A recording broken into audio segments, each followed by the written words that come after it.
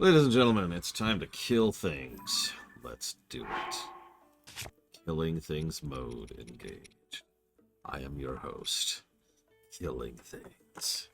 But first, I do want to say something really quick. I got an off-camera donation. And on the off chance that you're watching the VOD or even watching live, I just wanted to make sure to say thank you very, very much for the donation. You didn't, sorry, I should say Lupus, because that was where the donation came from. You didn't put it towards anything in particular. That's perfectly fine. Otherwise, that just kind of defaults to dealer's choice. If that is acceptable, cool. If it's not, let me know.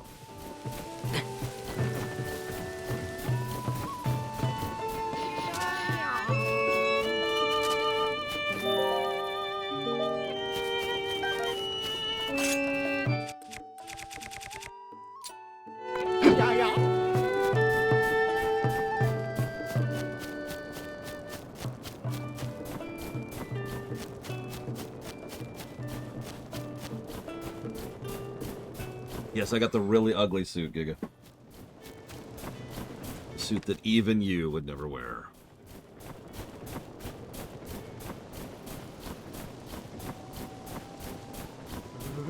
Thus did the game. Here you go, buddy. Stay warm.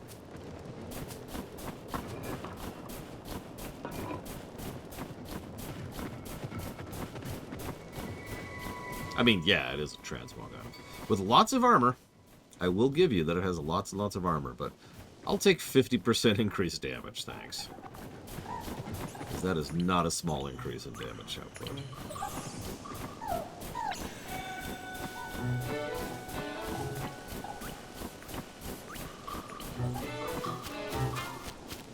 Oh, yeah, we're going to do a Coliseum next, weren't we? Well, shoot. Whatever. We're already here. We might as well do this. Then we'll do the Coliseum, I swear.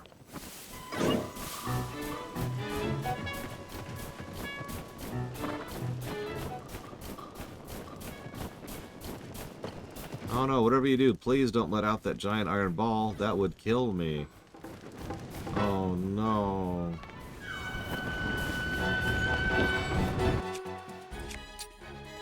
Oh, hey!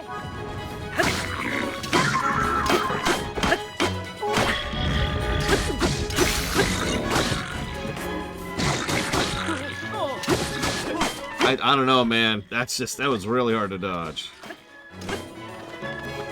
You were literally wasting my time. I think it's good. What else we got up here? Oh, white guy. Okay.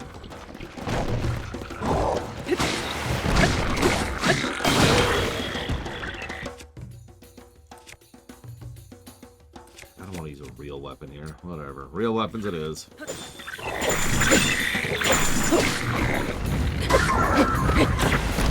Look at that.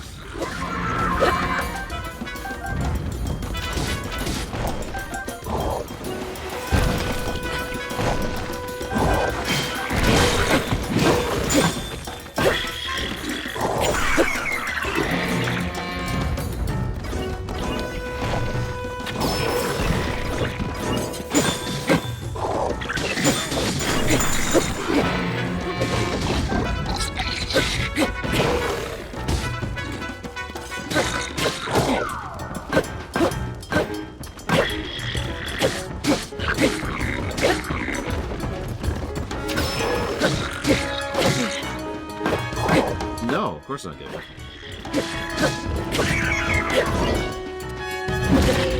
I mean, I can see why you would say that. You'd just be extremely wrong.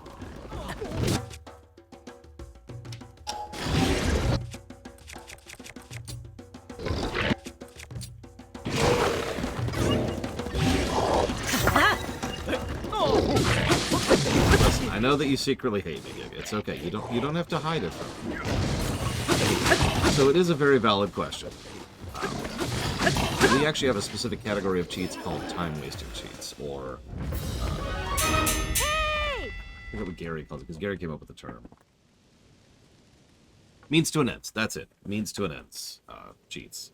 A means to an ends cheat isn't really cheating, because all it is doing is saving time, right? It is something that I have demonstrated the ability to do. It is something that I have actually done, usually on camera. So rather than just, running in a circle, literally or metaphorically for a while, we go ahead and cheat to skip over it, and we estimate roughly how much time we would have spent doing it instead. Make sense? Yeah, remember, we had to kill a white Lionel without taking damage in order to accomplish that dupe. If I had magicked those items out of thin air, that probably would have qualified as actually cheating. If I had just given myself infinite health or the ability to one-shot any enemy, that would qualify as actually cheating. Make sense? People are still probably going to rant, and honestly, that's fine. I don't care at this point. Well, so, sort of, Giga Pudding? Because, here's the thing. God, poor Giga Pudding. I'm so sorry that you missed it. I'm so sorry that you hate me. Why do you hate me, Giga? Look, that was for my niece. So that's acceptable for you. Oh, I'm sorry that you were sick. I hope you're feeling better now.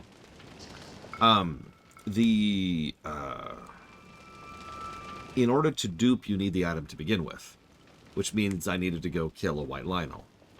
Even with all of my armor and the health I had at the time and buffs, the Lionel would still one-shot me. Just straight up one-shot me through all my armor and through all my buffs. So the only way to get the part I needed to upgrade my armor was to not get hit. So, do I need to not get hit in order to do the dupe? No. But did I need to not get hit in order to have the item to dupe? Yes.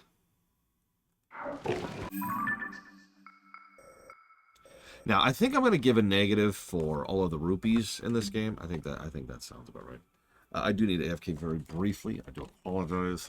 Just constantly getting interrupted today.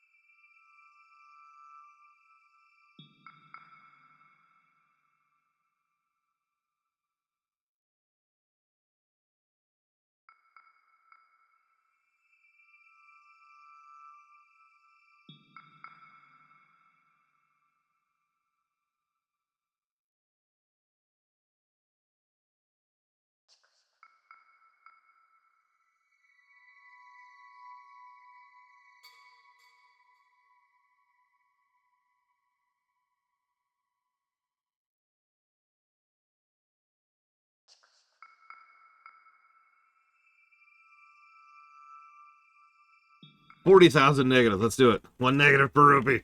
Let's do it. Sorry. So, now that we've removed quests from our lives, the goal, really. I want this log empty. But no, I do actually want to go here, I want to say. That looks right. I've been debating replayability for this game. Not the review thing. We'll talk about that when we get there. I will never replay this game. I'll go ahead and say that overtly. But the specific reason why is kind of a weird one for me. It's because this game, to me, purely subjectively, not a part of the review, is very much the opposite, or I guess the inverse, of Sunshine Syndrome. Once I got past the early game hell, once I had tons and tons of items to play with, once I had tons and tons of batteries, once I had the good armor, once I had the good weapons, once I had plenty of stock, that's the exact moment I started really enjoying myself. And I know that a lot of people are going to look at me weird for that, because I know a lot of people who, in Breath in particular, immediately stop enjoying the game as soon as they reach that point. But for me, roaming around, taking just absolutely forever to do anything because you're doing tiny, tiny little tidbits of details, one little scrap of progress at a time, doesn't appeal to me. And I know I'm weird. I accept that.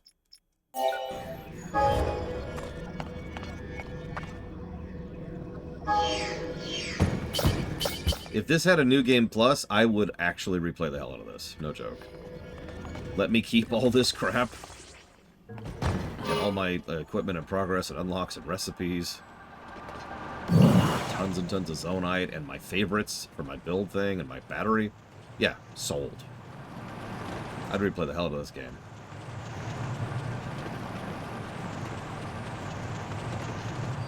But would I replay just the MSQ? Like, if I could just... Well, okay.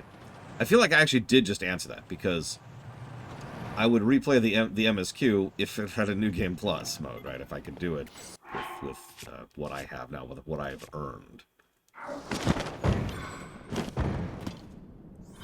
Okay. Hang on.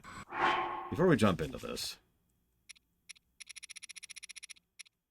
let's grab, wow, those Gibdo bones are nice. Let's grab a couple of those things. You see those 70 Gibdo bones? Yeah, those are not, duped. It's just from doing the desert section.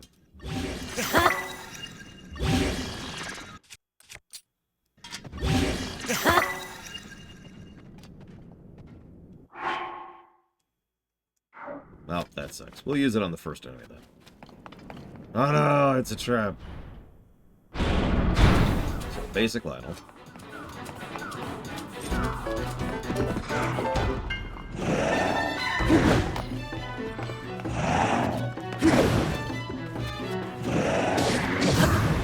God, that timing is so terrible. It already broke, by the way. Get her initial.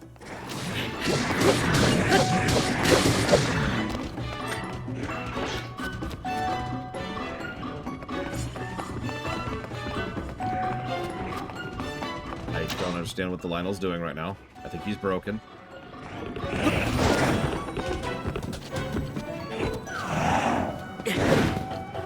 And switch to a different weapon while we're here. What's this thing? Oh, that was strange. Mostly in constructing or interacting with them. Sorry.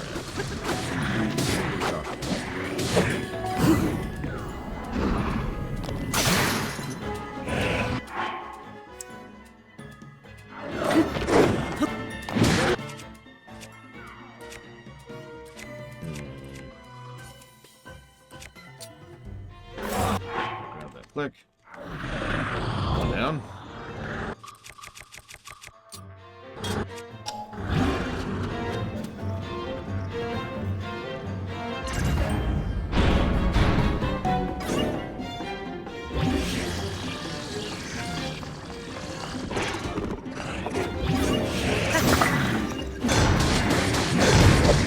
Not what I wanted, but sure.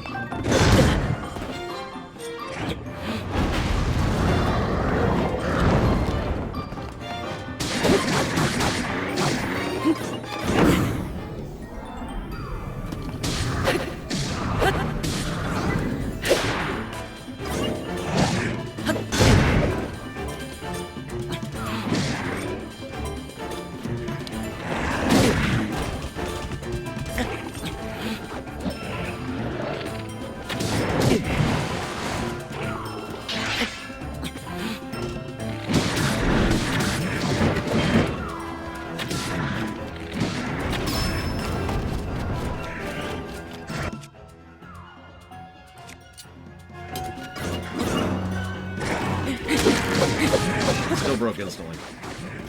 I was curious.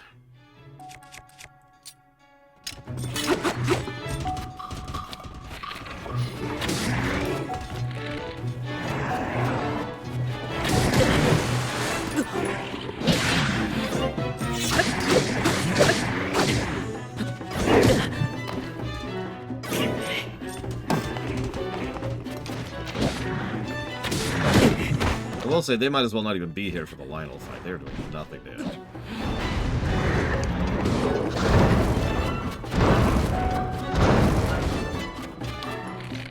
Why are you aiming down?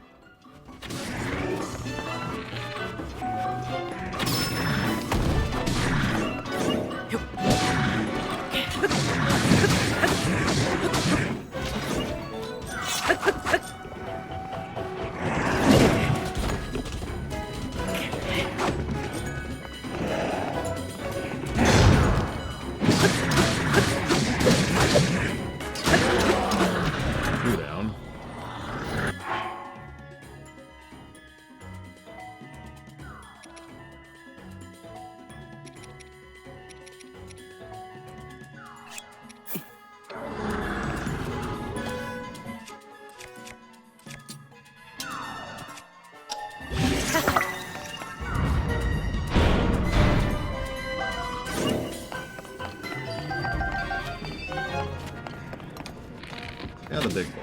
Or rather, probably not actually the big boy. Ugh. Cool. That's not good at all. Oh my god, not now! Not now!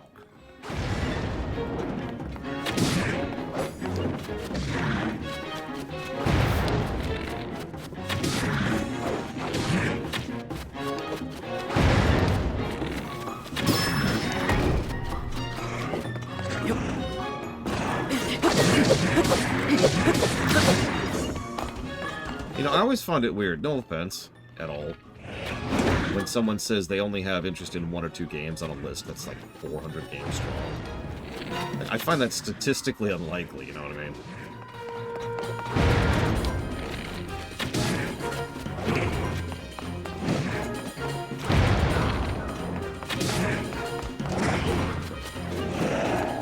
You know, I have no idea, Frieza.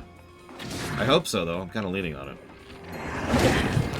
It's okay, I understand that all the games suck, and that nobody wants to play. No, you don't want to see the games that I want to see streamed. Or, you know what I mean, you know what I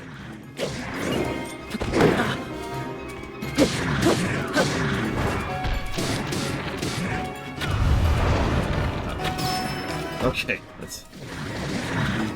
I'm a little distracted right now, so forgive me.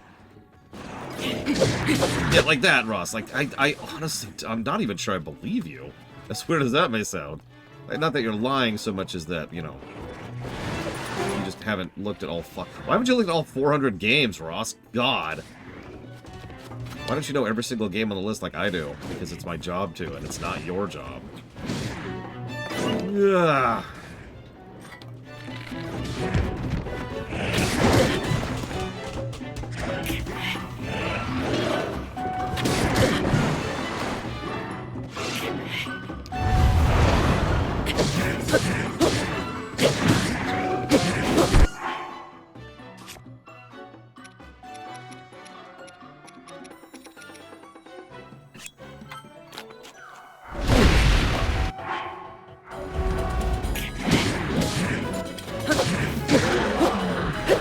Now the hard one.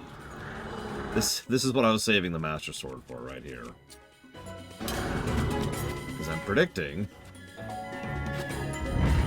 Yep, there it is. There's the real problem right there. Let's grab everything in case we decide to bail.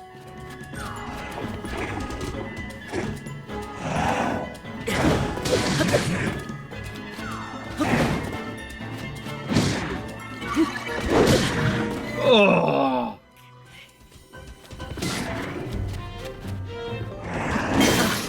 Okay. I can't flurry him. I don't have the timing. Oh, Jesus. I don't think I can do this. I don't have the timing for flurry. And I don't have a way to get rid of gloom. Yeah, I don't have any food to cure gloom. Assuming such a thing even exists.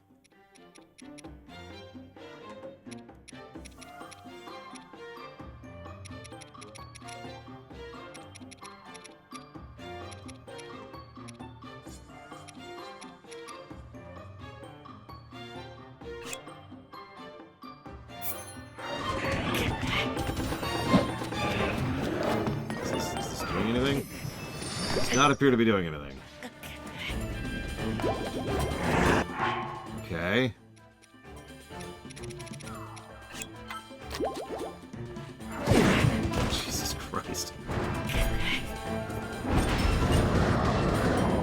Game! Jesus, what was with that camera? Game.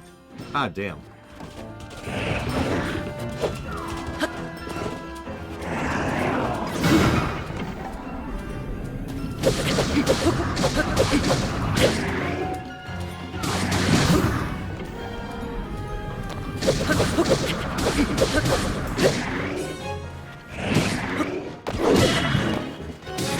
Jesus Christ.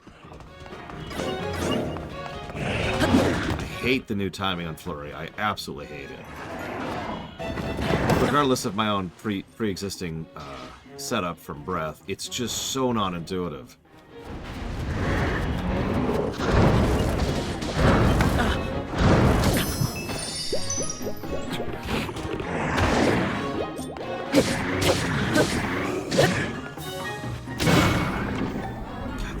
So strange. But yes, I was very specifically saving the Master Sword because I figured this was coming. And yeah, it does seem to be doing double damage to him.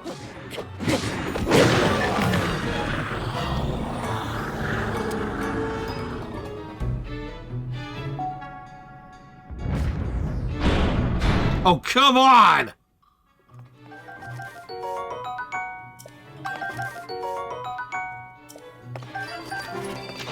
Okay. Well, I was about, okay. I was about to be proud of what I just accomplished. Yep, okay, that's where we're at. Yonobu? Yonobu, I need you, like, right now. No, you're not Yonobu! Oh, God! Yonobu! Yonobu! God, I don't even care what your name is, just come here! Where are you? You! God damn it, I was mashing! And I died because of this stupid mech! Okay, hold on. We're getting rid of the mech. The mech is 100% in the way here. Go away. We're also getting rid of Sidon. He is not helping. So I need a spike ball to break his armor. Well, that sucks, because I don't have one.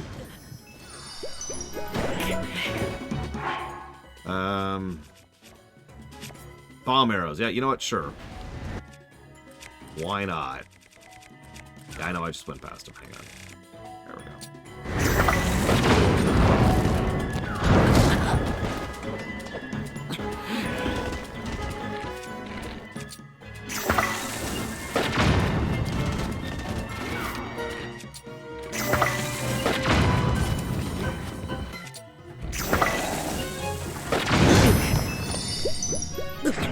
I'm not even sure I'm hitting his armor anymore.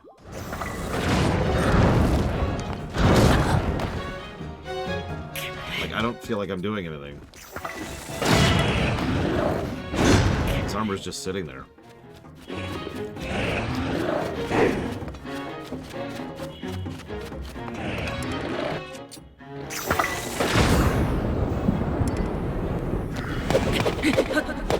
Just waste some paranoia for no reason. Okay,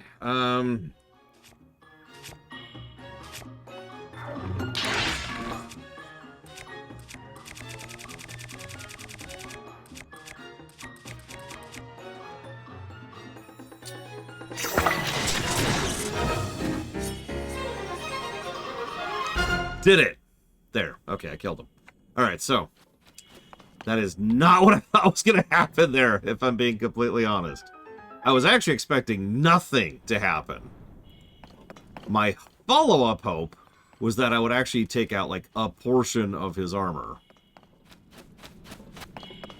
I was not expecting that to delete him from existence.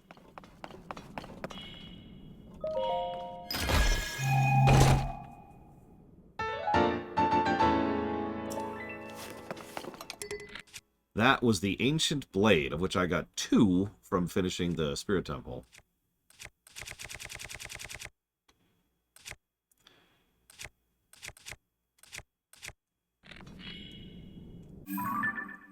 I mean, I could dupe Silver Lionel parts.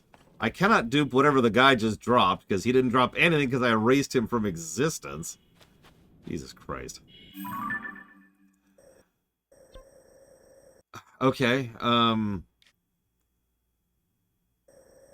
Oh, it was just another silver. It was just a silver with a bull crap. That's what that was. God dang. Alright, Where are the other Colosseums, if you want me to poke at these?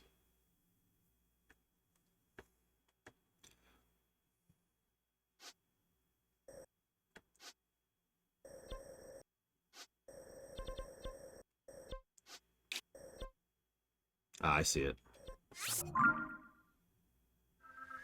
We haven't fought a Gleeok yet. We're actually building up to that.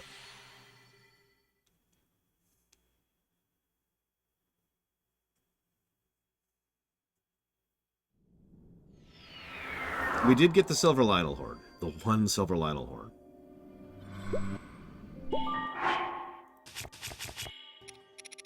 Oh, man.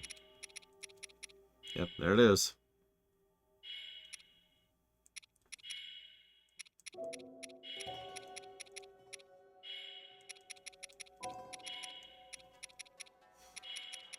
That is plus 55 freaking attack power. That is insane.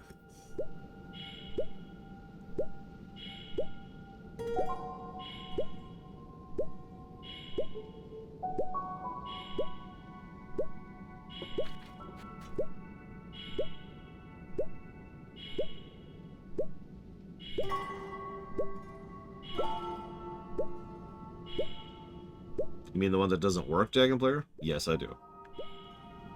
They unfortunately patched that one out.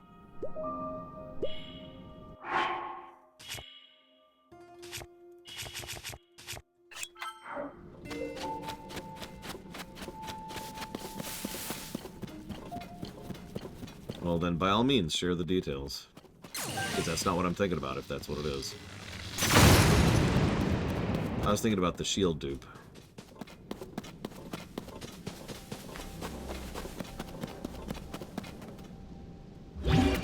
What am I doing?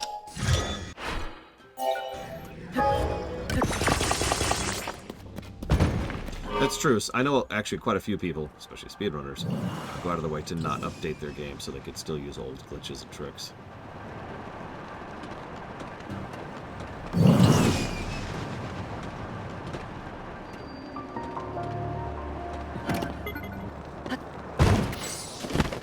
That was not what I was expecting to happen, but sure. There's a trail of bananas leading in here.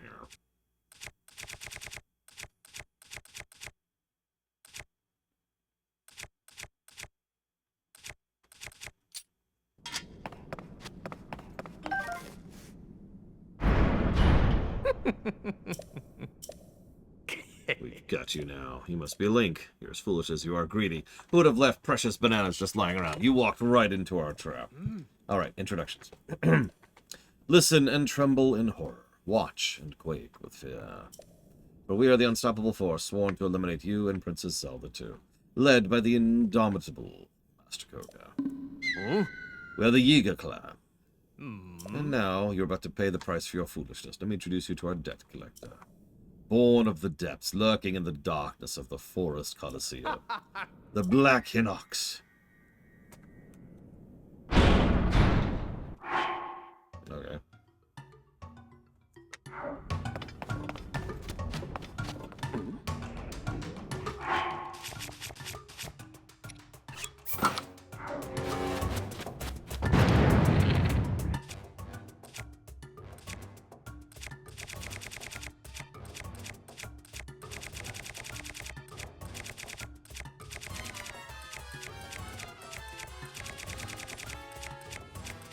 Come on, where are the damn things?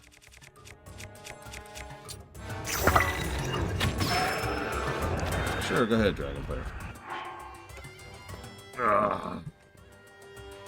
Yeah, I've got a couple of things. Also, Ect was asking, you know, hey, what about the frame rate loss thing?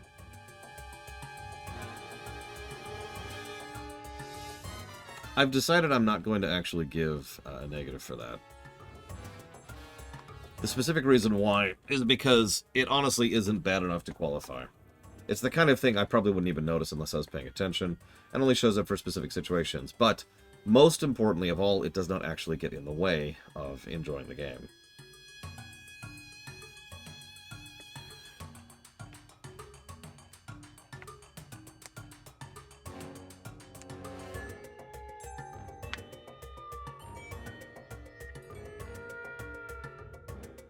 Ah, okay, I am actually familiar with this one, Dragon Player. I specifically decided not to do that one because it's timing-based. I'm glad it works, though. For you.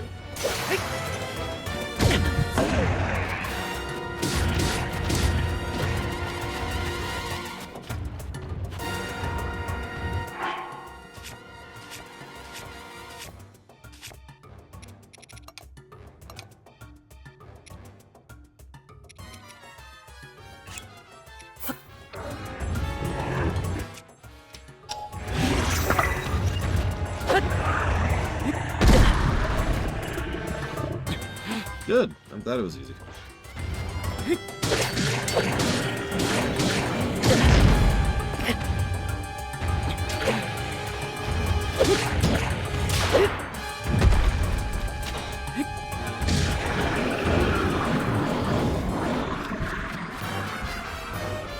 Yeah, Tulin's at least getting crits in. That's important.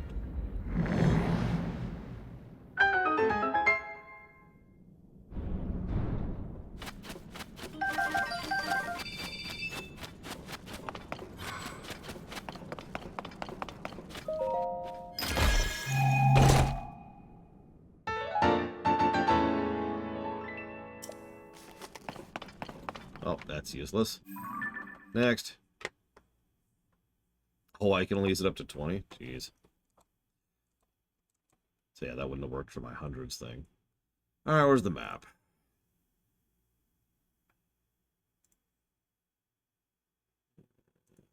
Is there a Colosseum's entry?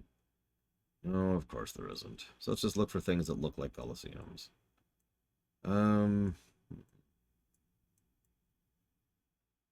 That is not helpful. Alright, let's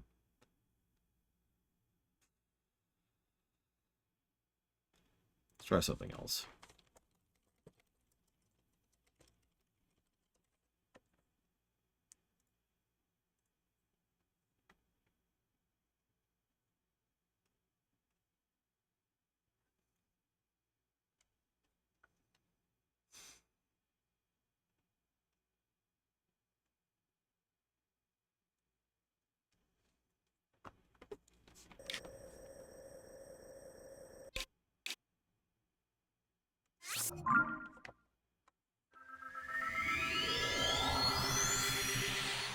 I wonder how much damage Tulin does do.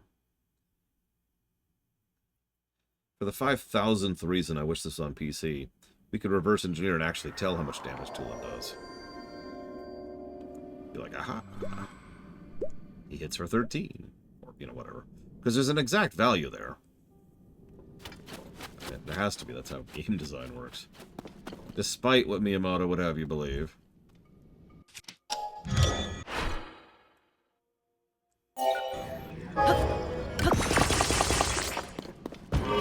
Yeah, being able to just do this is a lot of why I decided to just go ahead and get a lot of Zonai.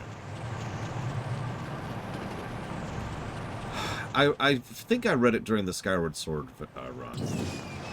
But he made a comment which just sort of stuck with me about how he preferred to not have to think about, you know, leveling or increasing his damage. He preferred to swing his sword and have that sword do more damage over time. And, like, he was like, oh, it's so much more better if you don't see the stats, is what he was getting at. And I'm just like, first of all, opinion, but second of all, and substantially more importantly, those stats exist. If the sword is doing more damage, it's because someone somewhere has increased its damage value.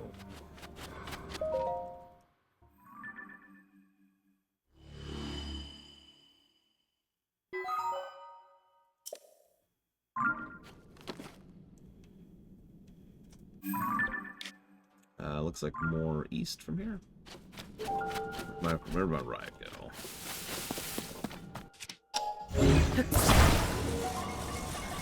I mean, I could understand not wanting to see stats. Like, I mean, HUD-less mode is a semi-common option for a reason, and that's fine. But emphasis on the word option. I'm down with toggles. I'm always down with toggles. Let's get our lamp going. Yeah. There we go. No, wait. Oh, God. Oh, God.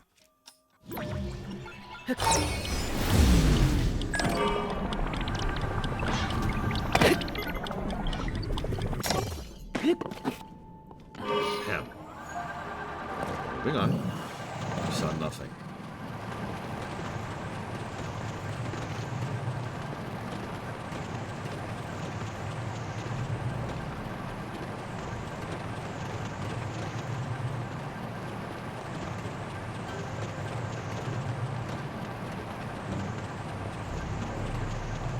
Oh.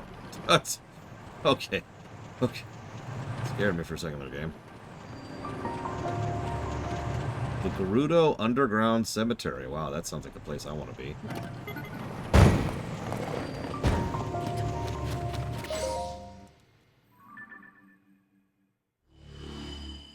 In real life? No. In fiction? All the time.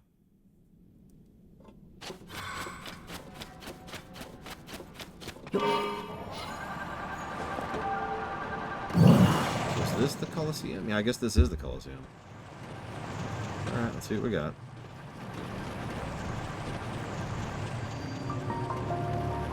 It's apparently being a dick. Okay, cool. Mode engaged.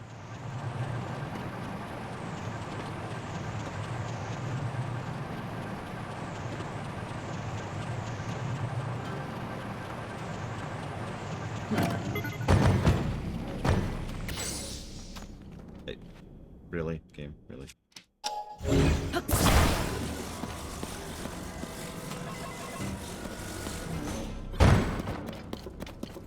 Okay, ham.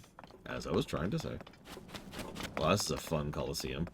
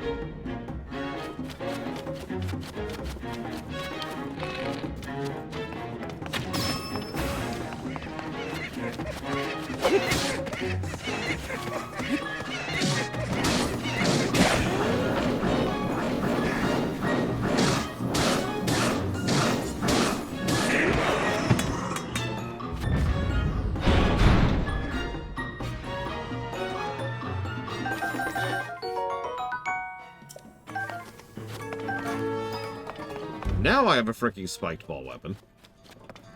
Go figure.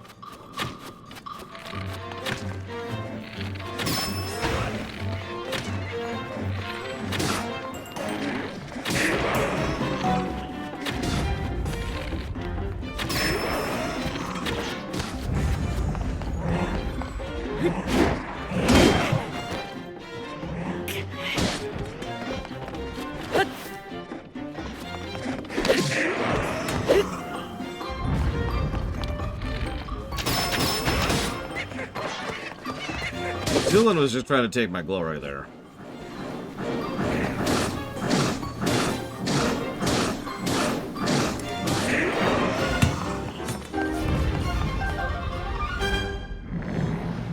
I keep expecting to hear the bell sound from Breath of the Wild, which you notice isn't in this at all. You know, the ding, ding, ding.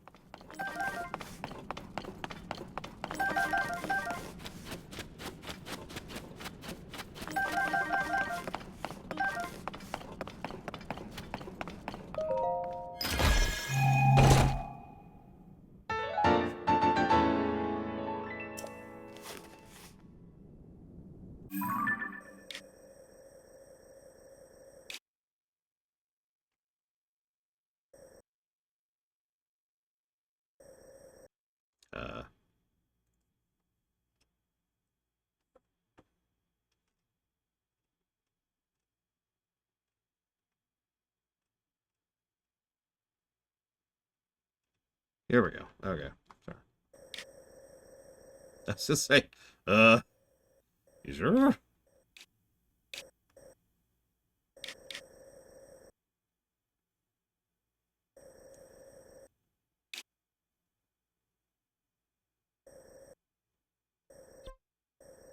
Like it's north of here.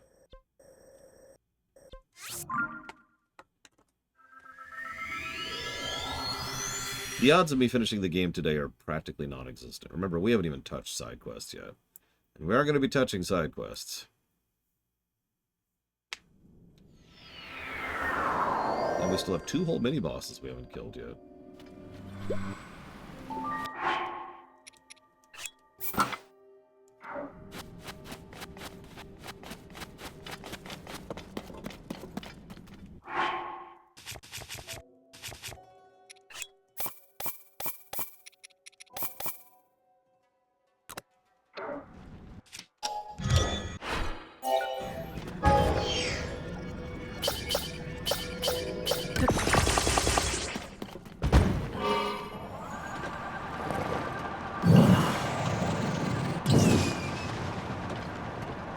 We also have another mini-dungeon, apparently.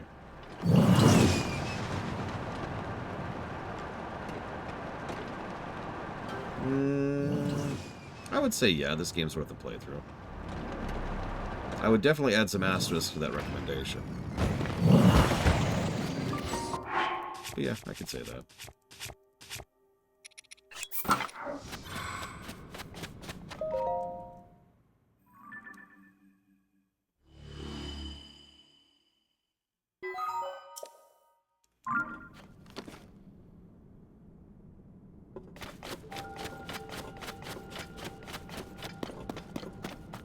Not that they ever will, since they haven't patched this game in 11 months now.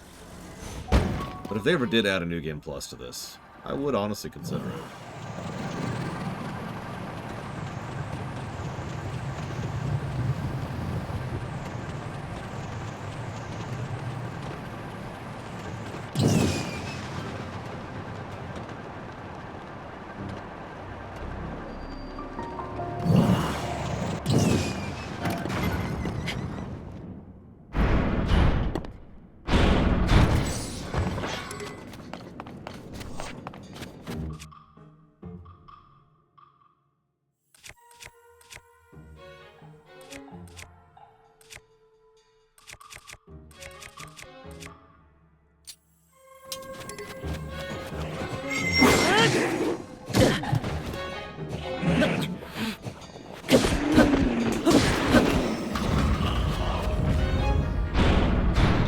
I mean, it wouldn't surprise me, Frieza. But then again, who knows? Nintendo makes all kinds of weird and screwable decisions. They could also be saving it for the Master Switch. I mean, there's a lot of stuff that could carry over Dragon Player. In fact, pretty much everything that isn't a weapon, a shield, or a bow could carry over. Pretty effortlessly.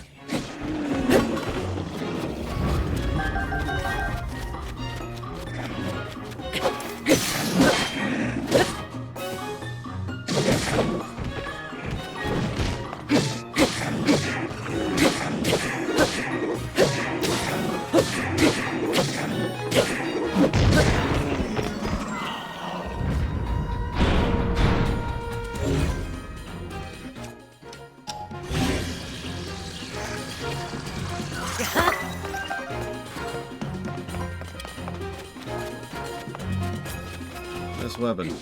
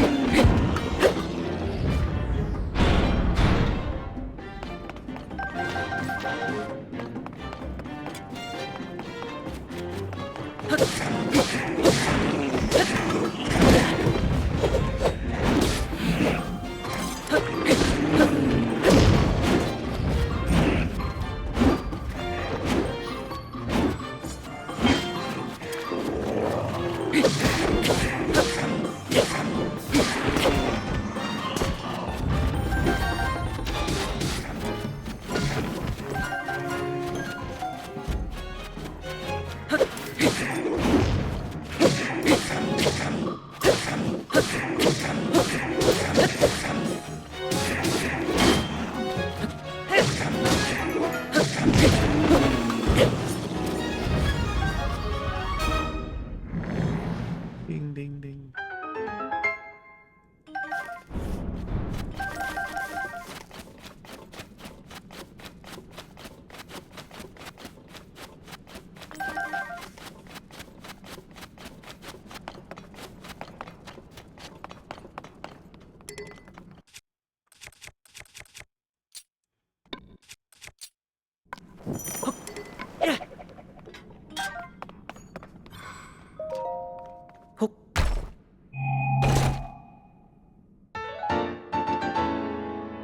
Unfreezable. That's an interesting status effect.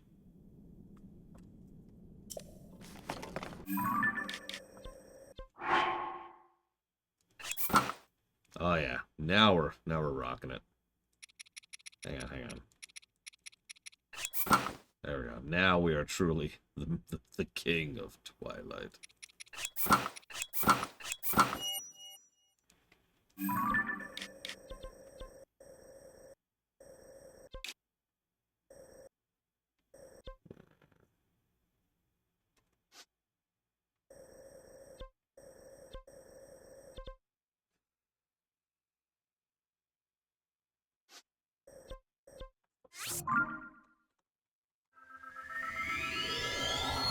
Trying to think. So,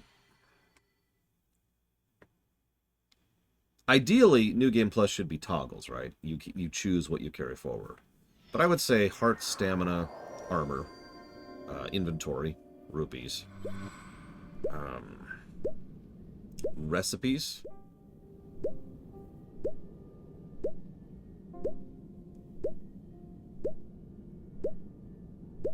Battery. Yeah, battery's a big one. Can't believe I didn't think about that earlier. And I think that's actually it. I think that's the list. Yeah, maybe upgrades. Like the Sage Wills.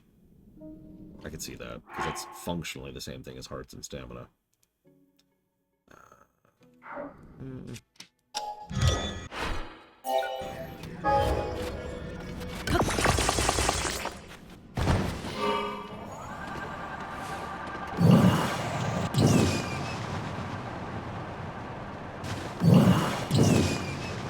Okay, you know what? You know, Boo. You can, go. Thanks.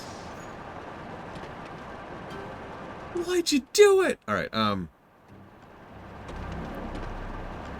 forgot to get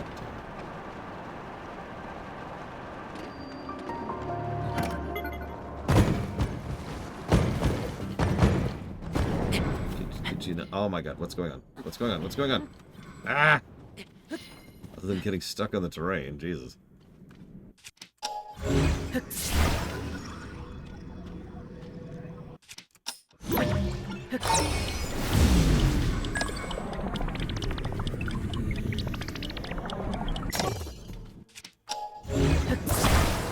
Come here.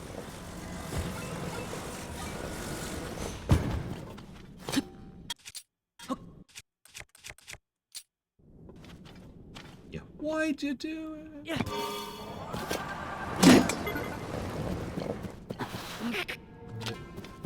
Well, I aimed wrong, but whatever. Let's go. Now we got at least one more. Oh no, it looks like we have just one more Coliseum. According to my handy-dandy guide.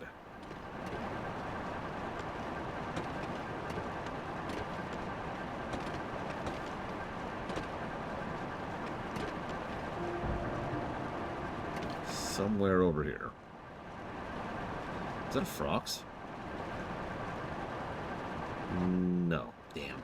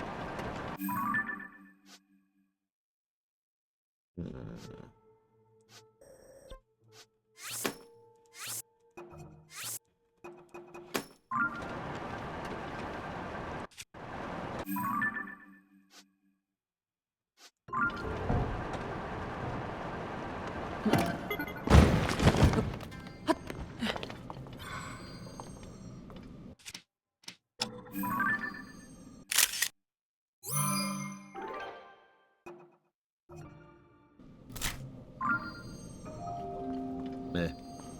Oh my god.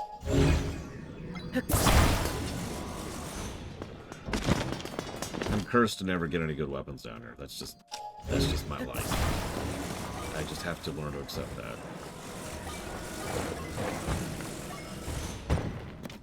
I have not gotten jack from the statues yet.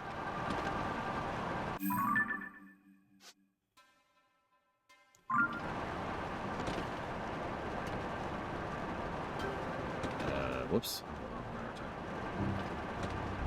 Yeah, this. I mean, I've been hitting the statues pretty regularly for a while, too. The ghost people, Dragon Player.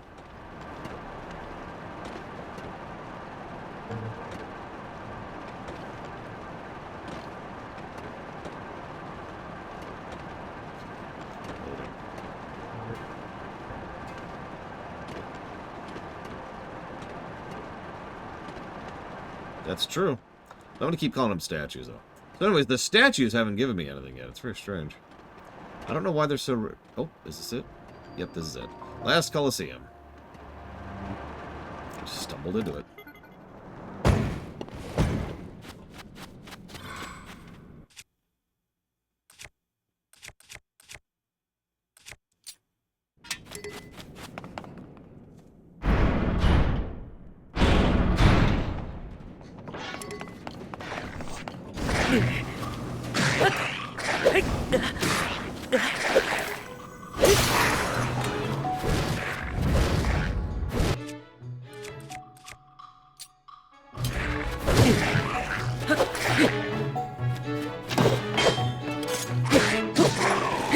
I mean, they give me crap weapons, so... How useful they really are.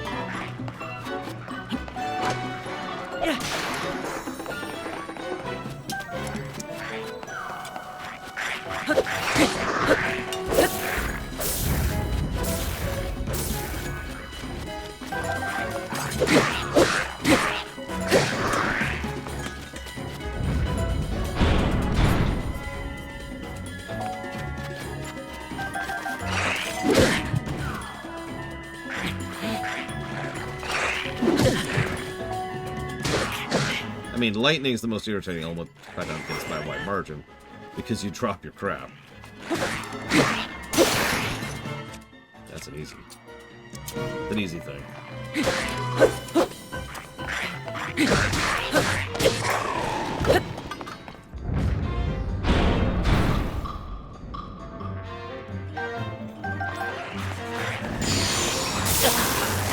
See?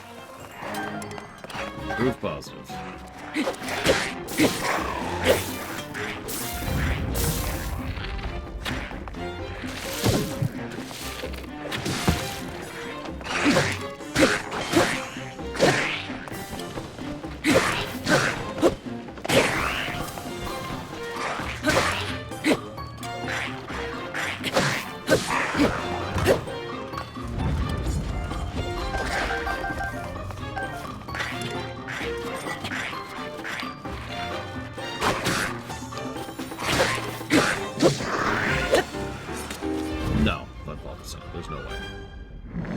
Not unless we give up on side quests.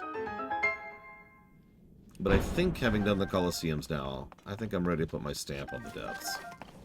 Maybe I could even finally have that overworld discussion that I was so rudely interrupted from.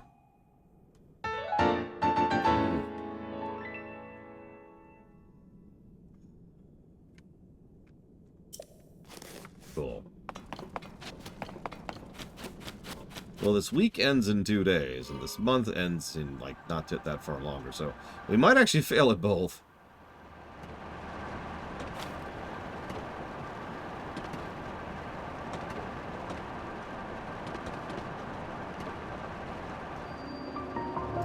The main thing I wanted to discuss about Overworld is some people ask, what is an overworld in terms of game design?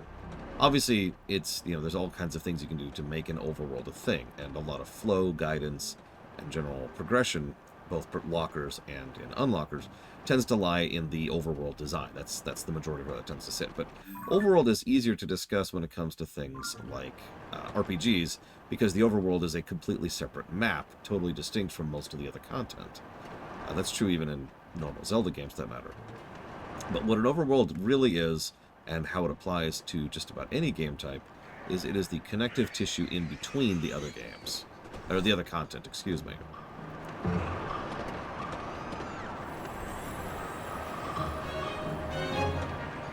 That looked really strange with the shadows. So, in other words, in a Zelda game, and most Zelda games do have some pretty strong overworld design tendencies. Oh my god. It's all about what is happening in between the meat content. So, everything other than the shrines, the dungeons, the quests, etc., right? That's your overworld. Ugh. Now, if you will forgive me 1 second. Also, Giga, you never told me where any things were. How could you do this to me, Giga? I trusted you, Giga. Come on, there we go. Oh my god, oh my god, there we go.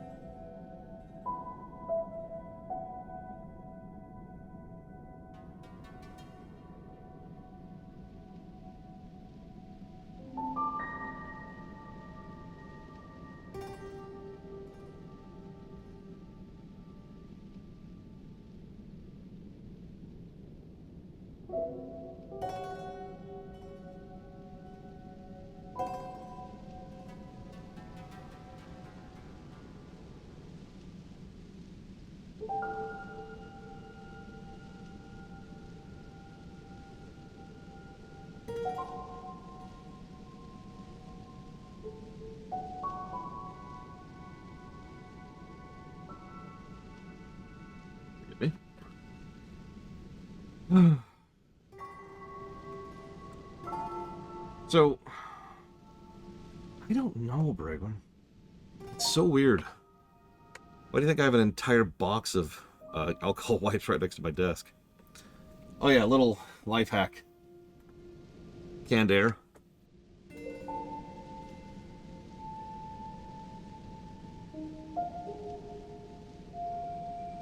That's for all the little bits of, like, dust and stuff. So, I never gave any pluses, go away, to Overworld or Tears of the Kingdom, Breath of the Wild. And a lot of why was that the few things that the Overworld did well, were kind of aspects of other elements of either game design or story design. And I didn't really feel like the connective tissue itself really was that good. It wasn't bad. I didn't actually give any negatives for it. It was more like it wasn't even there at all, if that makes any sense.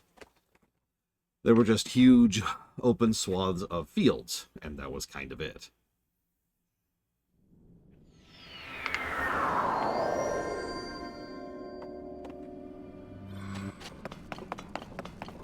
Which leaves us with this game. And debating if it's different enough, I guess.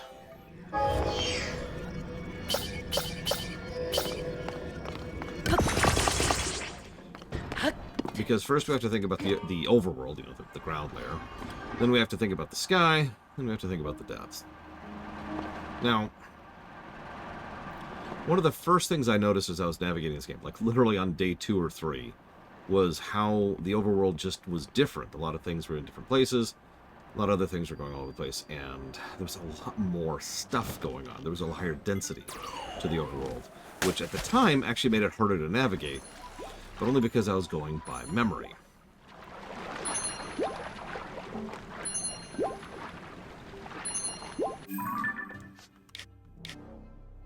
But as we look at this, why is that the button that does that?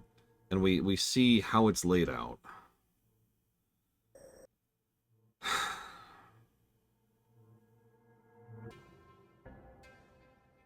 I don't know, I honestly still don't quite feel that there's much of an overworld positive here. I still think it's the same general lack of negative. Most of the things that are good are, again, aspects of other points of design, which we've already given. All roads lead to Rome, guidance, vector quest, etc. So then we move on to the sky.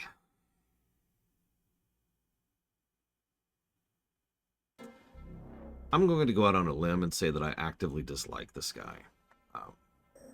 I hate to be so harsh about it, but I've swept the sky at this point. And the sky, it sucks.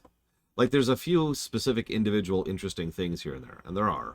But for the most part, almost every single aspect of doing something in the sky involves hopping to a spot and being like, hey, there's a crystal nearby. And then you go get it, and then you fly it back. And, you know, then there's, like, the spots where you fight the golem things. Then there's the dive things. These are cool. I'll give you that. But that's honestly kind of it. It's a whole lot of copy-paste. And worse, there really is arguably no overworld. It's essentially the same problem we had in Skyward Sword. There's a couple of interesting tidbits, which I have already given individual positives for. And everything else is just like... So I'm not going to be too harsh on this, but I do think the sky deserves a singular negative to overworld, because it's just you know, it is vacuous and disinteresting, and it gets boring very quickly. I didn't really get tired of navigating this, but the biggest reason I wanted the battery was to navigate this and this. So then we got to talk about the depth. Let me finish typing up my notes on the sky really quick. I'm sorry, Giga Pudding. It's okay, we'll definitely still be playing tomorrow. And then we finish the game tonight.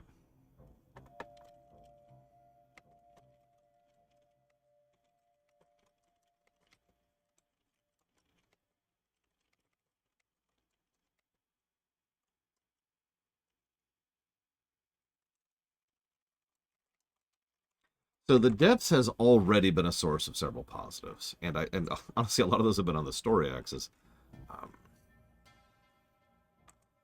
Yeah, I feel like the depths are fascinating in how they're constructed. Because they're... How do I explain this? The depths feel like the kind of thing where they only want you to do about 10% of it. But in order to make sure that you can do that 10%, they spread that 10% out to cover the whole map. I know that's a strange way to phrase that, but I mean that. Like, they could have... Let me explain this differently. From a gameplay design perspective, what they could have done is, like, imagine for a moment that this is the depths. This one little section over here is the whole depths, right? And all of the content they wanted to put down here is here. Now, this doesn't look very large. Trust me, this is a huge swath of territory still. This would take forever to navigate, especially when you first go down and you have no sources of light and no defense against the gloom. And you've got, you got your mine, and you have a coliseum somewhere, and you've got, like, the mini-bosses, and you got statues, and blah, blah, blah, blah, blah. And that was it. And then what they would do is they would vector the only method to go down there is over here. And if they wanted any special things, like, like this little spot here, or the neat little thing we did up here, which is isolated, that's easy to isolate individual spots of the depths, and they do it all over the place, up to and including here. Catch is, they didn't do that. Instead, rather than focusing all their attention on one large spot, they took this large spot and functionally copy-pasted it everywhere. Now, I know I can't literally show you it, but the whole map is just the depths, right? So I feel like what they were going for, and this is presumptive, is that no matter where you go down to the depths, you have the same depths experience, right? Because if you remember, we went down to the depths very quickly. It was one of the first things we did. We did it right here, right outside of Lookout Landing. And we spent a couple of days just roaming around this area for a while. And that was interesting and engaging. But imagine if you didn't. Imagine if you were like, oh, hey, what's this? Blong depths. But my point I'm trying to reach is I don't think your depths experience over here is going to be noticeably different than your depths experience up here. Does that make sense? They wanted everywhere to be the depths experience, so they made the depths experience everywhere. Whoops. Now, that is my presumption. I will admit that means what we have is a huge, huge empty chunk of padding after we go through the part that's actually interesting and engaging. So what I'm feeling here is essentially like we could actually divide the depths up into early game, mid game, late game, right? The early game depths, big thumbs up. Dark, creepy, terrifying, rewarding.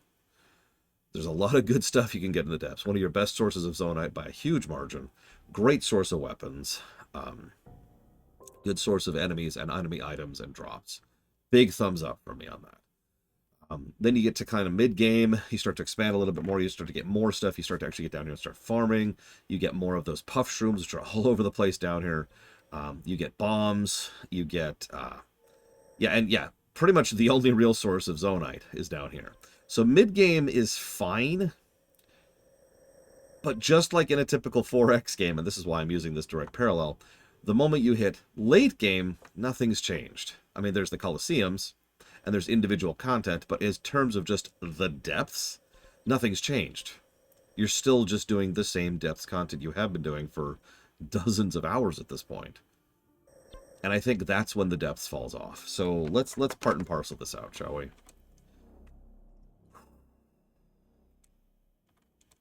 Here, hang on. Let's get some, because I want to type this up. I did use the muddle. I had to use the muddle butt to fight some black bokoblins and moblins earlier. Let's see. Do I have a cave? I do have a cave playlist. There we go. Cave. I don't know. Let's see. What's a song that Ross would hate? I would have only liked more biomes in the depths if they had more content to it, if that makes any sense. Let me walk that sentence back. Let me explain what I'm saying there. I would love more biomes in the depth. However, that's a lot of extra work functionally for just cosmetics, and I would hate to put that on the developers when they could spend that time working on anything else.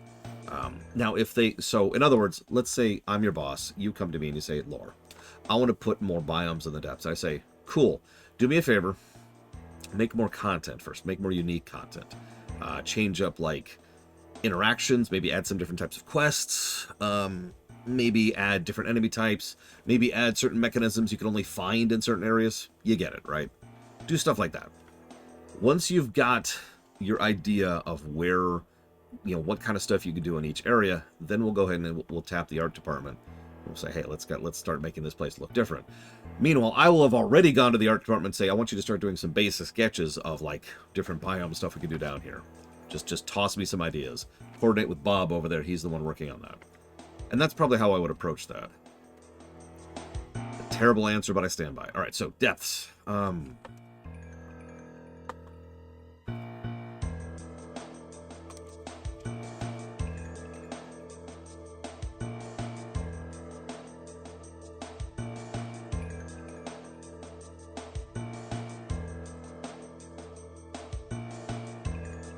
That's true, Ross. Again, rewarding. That's one of the things I liked about the depths, especially in early game. The depths were very risky, but very rewarding, and I love that. This is evidenced by the fact that I fought a Silver Lionel with 6 hearts. I love risk-reward in game design. If I can pull it off, reward me for it, right? Hell, I had a few viewers who were like, what are you doing going down to the depths now and not lighting things up?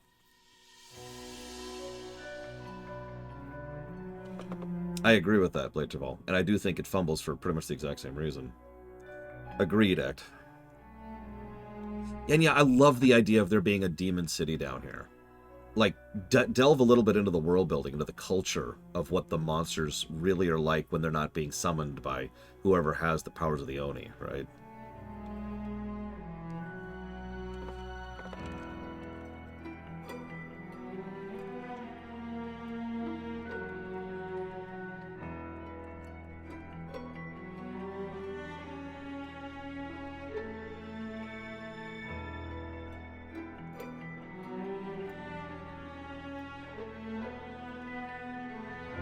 That's true, Ross.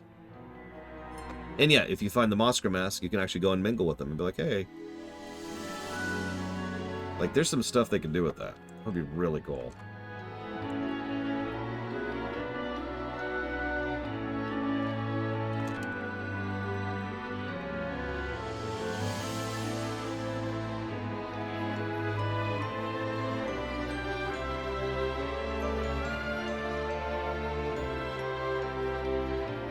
If you can guess the game, I'll put $1 towards a game of your choice. To what this song is from. You've got 2 minutes. Or Drakaji could get it immediately. What would you like to put that towards, Drakaji? Jesus. I really didn't expect anyone to get that. Eastward, you got it. Done. What do you define as late game ease off the deeper end?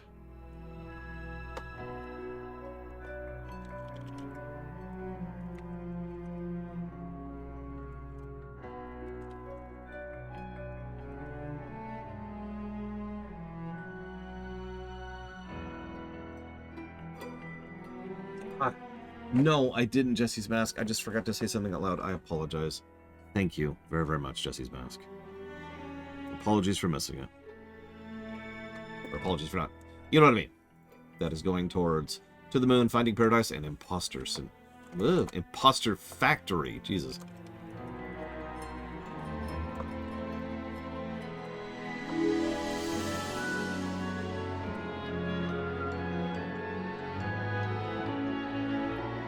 See, I've talked about mid-game before. Mid-game is relatively easy to make good if you already have a very strong early game.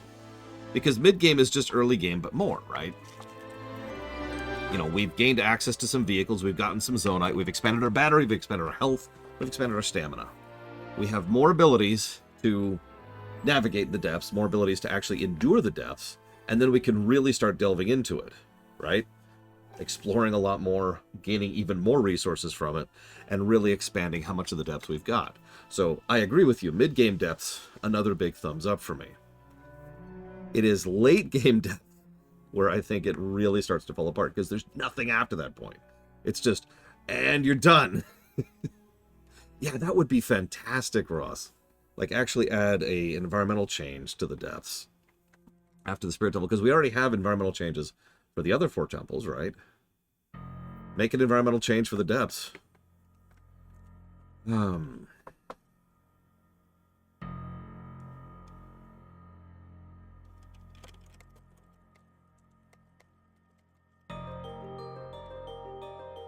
it, Blade Chaval, stop throwing these cartridges at me.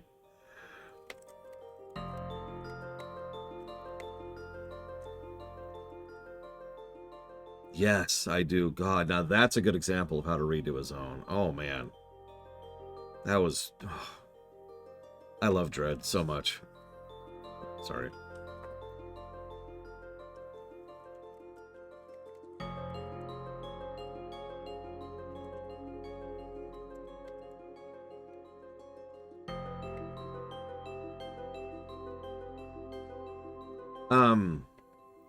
So yes, I do actually know what you're talking about off the deeper end.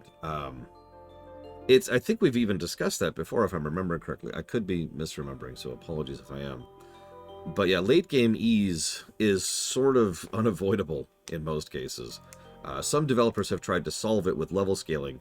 Pro tip, doesn't work. And I don't know, I've always been of the weird mindset that if the player decides to become overpowered, then they should be allowed to be overpowered, right? Like they have earned it.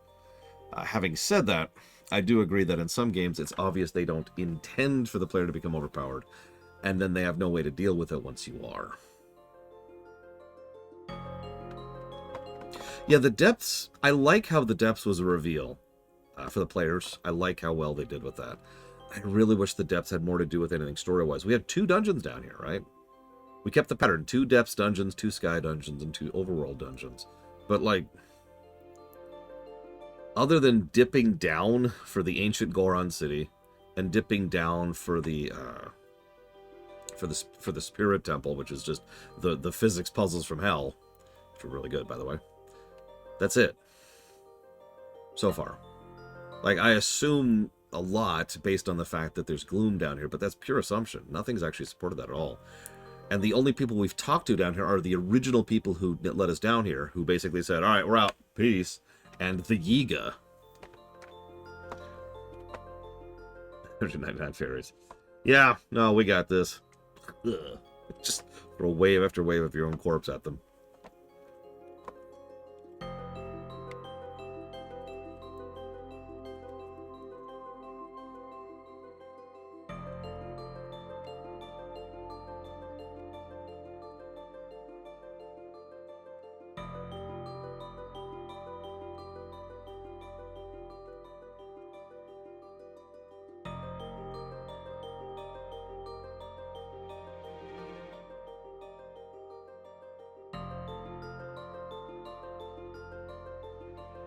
I mean, Dean Badine mentioned it here. I think it was Dean Badine, which I agree with completely. I think lore is just, no pun intended, just not a priority for the Zelda team. I think they are willing to pay a degree of lip service to the story axis, but for the most part, it's lower priority, lower budget, lower funding. If something has to gain time or budget or attention, it's going to be the gameplay, right?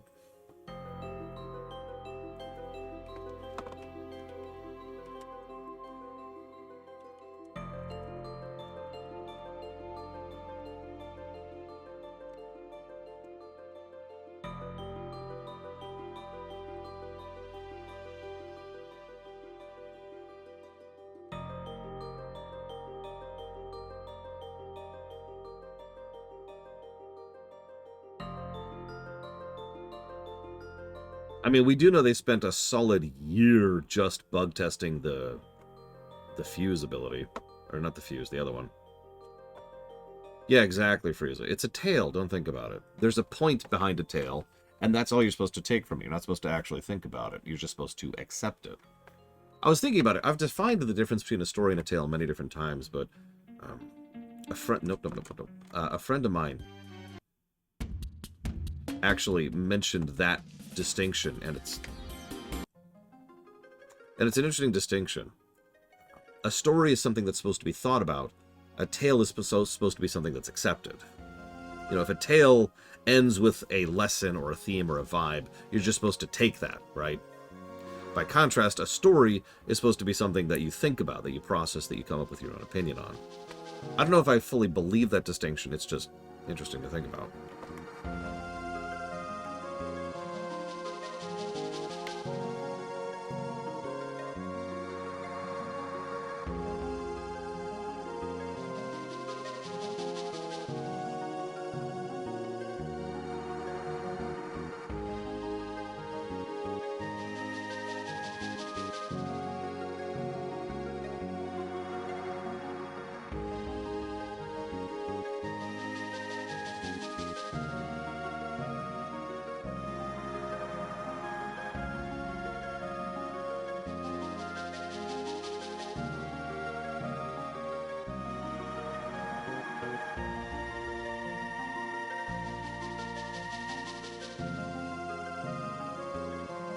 Well, legend is arguably a completely different category, ironically enough. A legend is pretty much the same thing as a myth. It's not, unlike what fiction will tell you, a legend is supposed to be something you're not taking in at all. It's just a... There was a legend that once upon a time, there was a great, terrible darkness, and it swept the land. But at the last moment, a hero arose and beat back the darkness. That's a legend. There's nothing there. There's not supposed to be anything there, because it's a legend.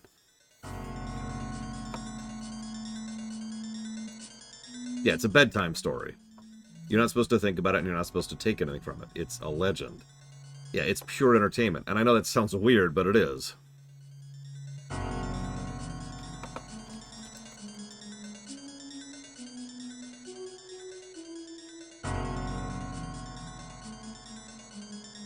Okay, so that's the depths. That's the overworld. Yes, we should not think about the game. There's nothing to think about. Rule line.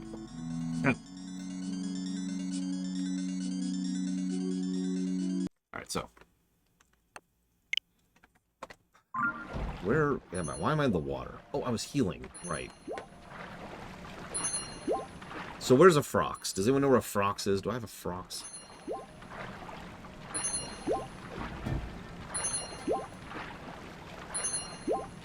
Okay, Froxes are listed on the list. So hang on. Let's go there. Wow, this is taking a really long time. Too long. Let's go.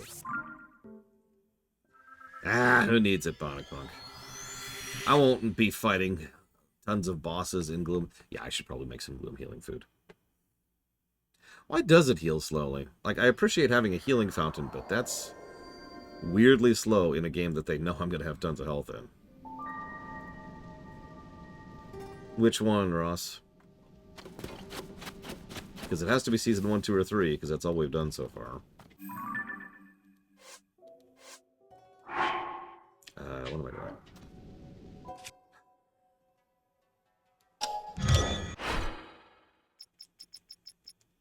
I actually consulted several people about who watches The Watchers. For the longest time, I actively didn't like that story. It wasn't until I did the Rumination rewatch that I was like, okay, I was too harsh on it. No!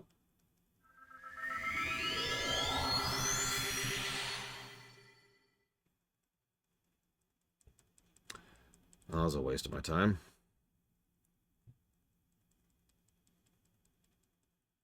And Zonite. But I was talked up to yellow, which is, of course, good, because it is a good episode. I do think there are things that drag it down. I think some of the guest stars are just kind of eyebrow-raisy. I think that they were trying a little bit too hard to make a message show and failed at that. I honestly dislike Picard preaching, but I always do. And I find it somewhat frustrating that the episode ends in such a weird way. Like, well, we've permanently contaminated your culture, but it's only one village, so just don't tell anyone about it, it'll be fine. Like, if that was on the table, you know?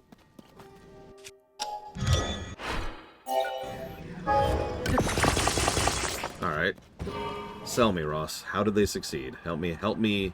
Pretend I'm 3 years old, have no functional brain, and I'm secretly a legend. Okay?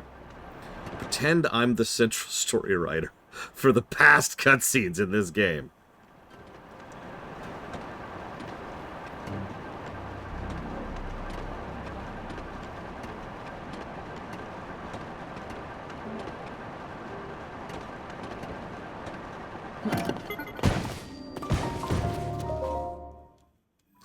I made that point during the room, and I got blasted for it because people didn't understand what I was saying.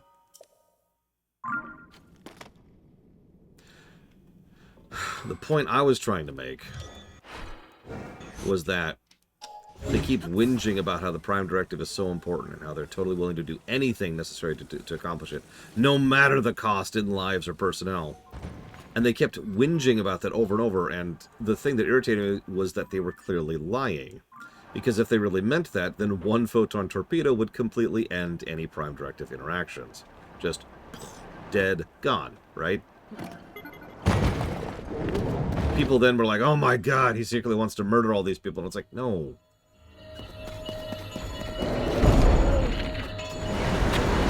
Okay. Well, they just ate my ride. Nice shot! Jesus.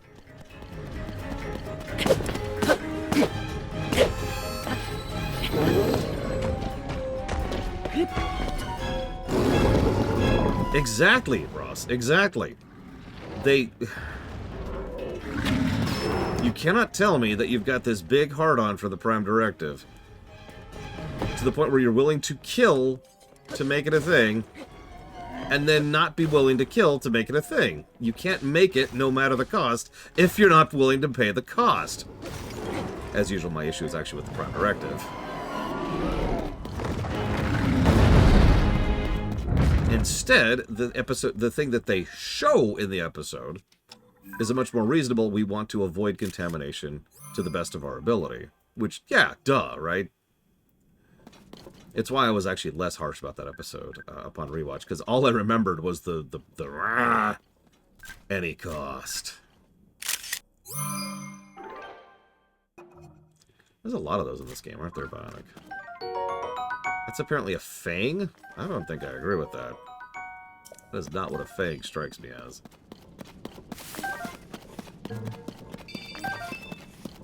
Interesting enemy, though. Kind of a development of the, Talus.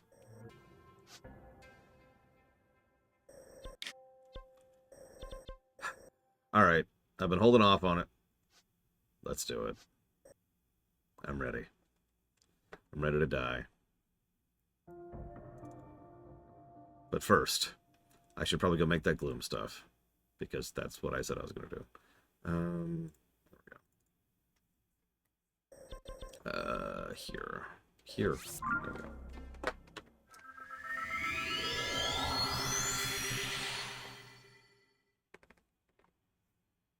No matter the cost, I will kill everyone.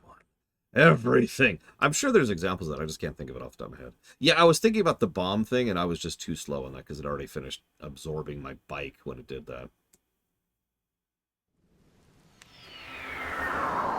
My poor bike. It was too good for this world. It joined its partner, which I left behind in the depths on accident, because I accidentally teleported. I have no brain.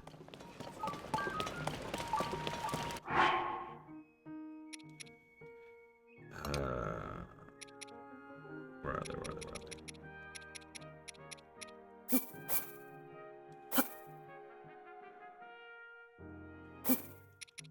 I'm getting really low on rice, actually. Like, really, really low. Like, I'm basically out of rice now.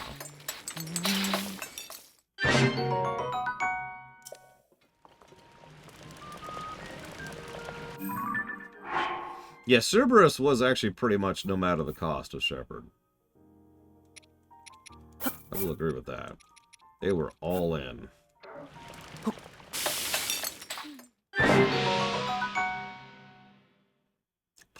Porridge made of easy-to-digest vegetables, fresh milk, and Hylian rice. An uplifting dish. What happens if I just do 5 of these?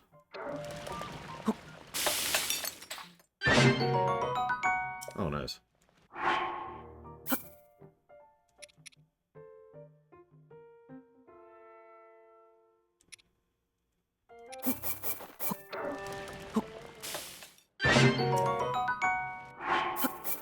Oh, yeah, absolutely, Ross. Oh, wait, hang on. Do you mean good as in well-written, or good as in good aligned?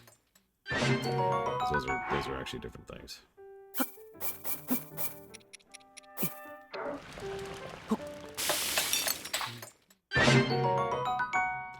A health-boosting dish made with leafy greens and a touch of salt. So I think she's a good character, as in well-written, 100%. No hesitation on that. Do I think she is a good person? No. I would say Miranda is closer to lawful neutral than anything else. She's more interested in things being organized, orderly, and in their proper place than she is anything else. Now, order lends itself towards good. And so it's easy for her to be on the side of good.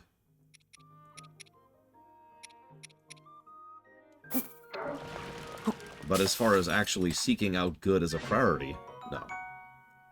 This nutritious soup contains serious portions of lightly braised meat and many vegetables. Jacob, by contrast, is chaotic good. He is actively anti-organization, establishment, and rules, and he does not like being organized about anything. And he just wants to do what he considers to be good. It's the biggest reason why he joined Cerberus, if you remember.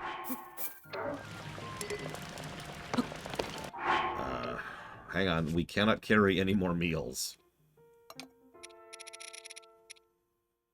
Okay, well.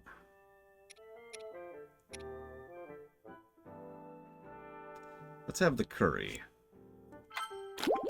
And the omelet. And the egg and rice. And the tomato. And the meat soup. There we go. Okay, okay. So.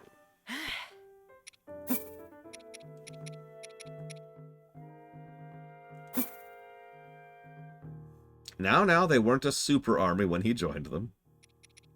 I don't think I have a sun pumpkin.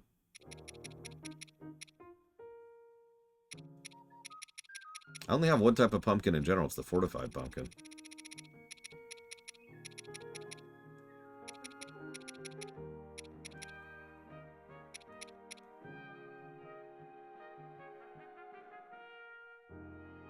Army. 100% egged. That's kind of an easy one.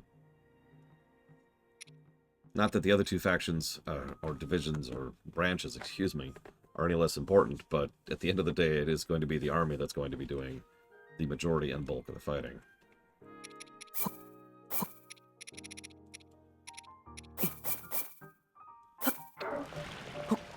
They're also more useful in a defensive posture, and for anything that doesn't involve actually killing. Tomato cooked while wrapped in leaf. The heat brings out its medicinal effect. That would be funny, Sactep. Look, they'll be back at some point, okay? We don't know. Look, I don't know where they went. Don't look at me.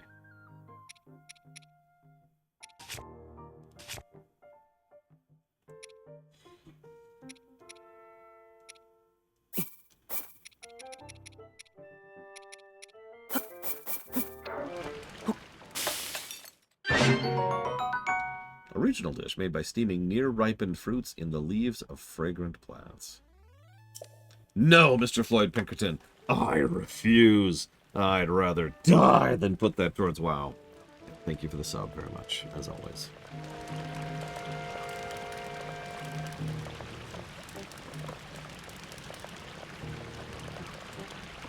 So let's see, we're going to put that towards War Within and Path Within. Because those are the only WoW things on the list. If you have a third thing, cool. If not, I'll put that towards the objectively correct course. Choice. Let's see. I mean, I do stream every day, Mr. Floyd Pinkerton. I know. I stream games nobody's interested in.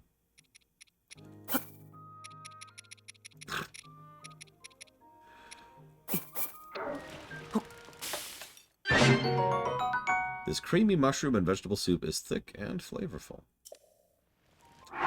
We got room for 2 more. Bionic Punk.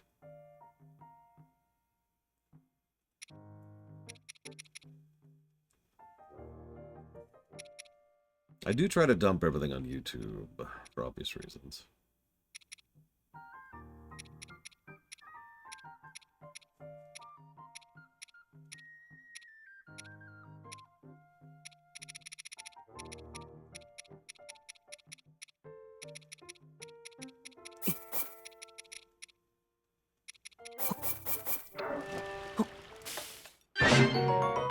A refined dish made by wrapping a fresh fish in fragrant wild greens and then cooking it. I mean, it's better than the other town song, Jesus. The other town pan flute.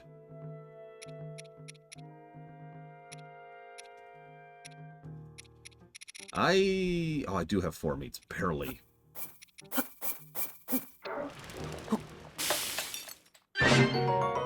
This meat dish has been wrapped in fragrant leaves and steamed to preserve its moisture.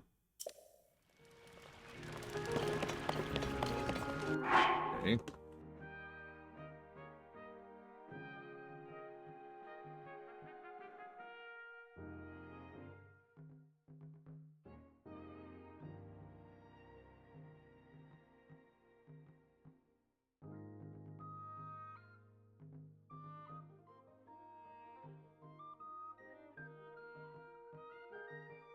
Absolutely, G-Juice.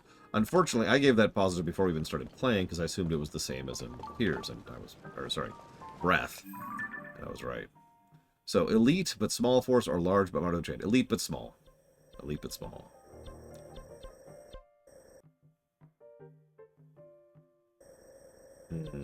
Although, ideally, both. Agreed, Bonapunk. Can also give a positive for the recipe book. Right. I am going here.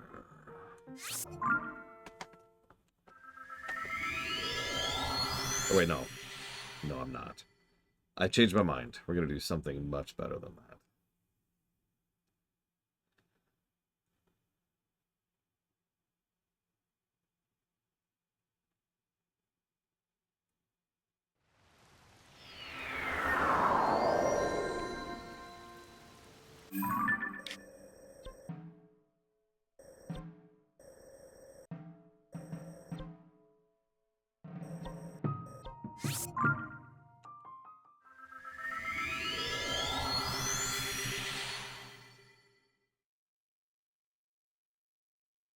Guys, we all know the hottest woman in Mass Effect. Objectively.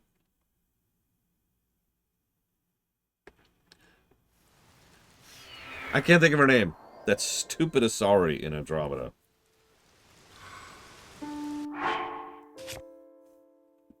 Failed at my own joke.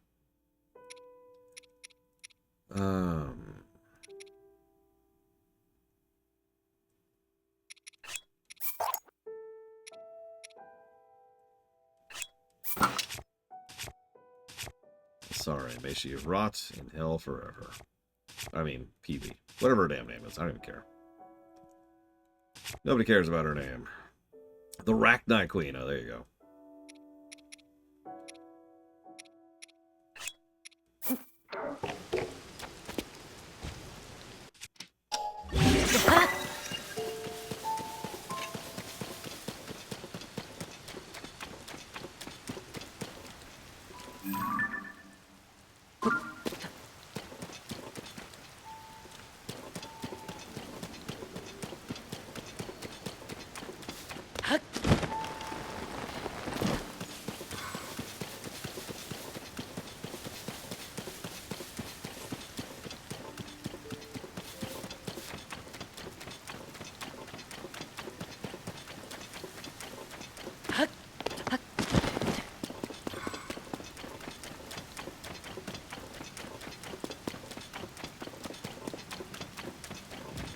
You know, that's actually a good point, Jesse's Mask.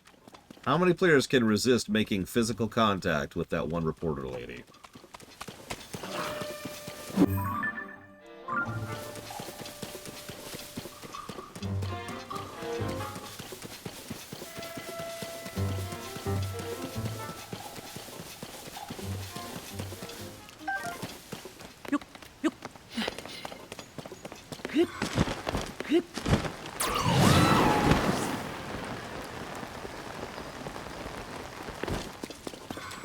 It's true, for a few brief seconds, she is definitely the hottest.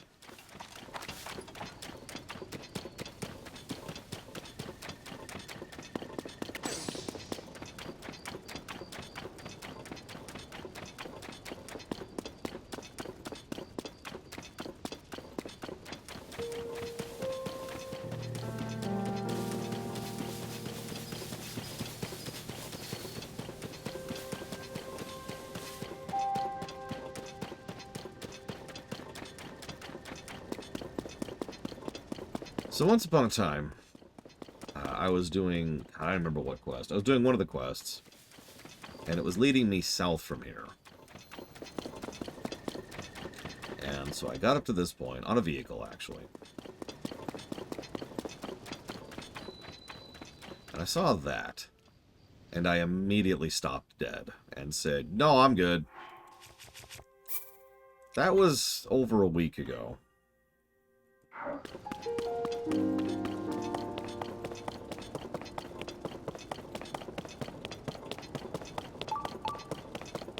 We rammed it once with the car, and that turned out to be an extremely terrible idea.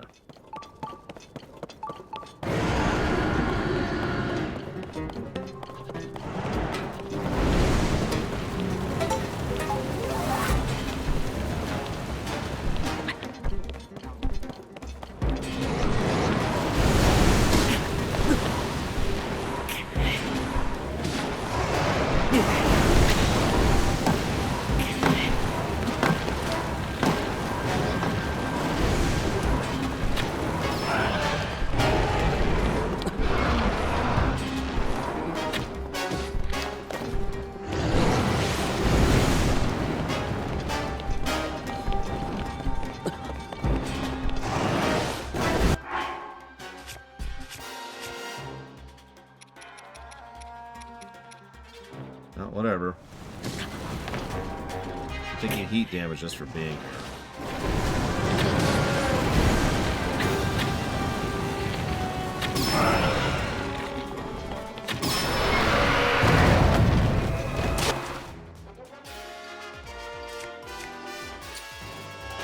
Actually, you know what? It's glowing.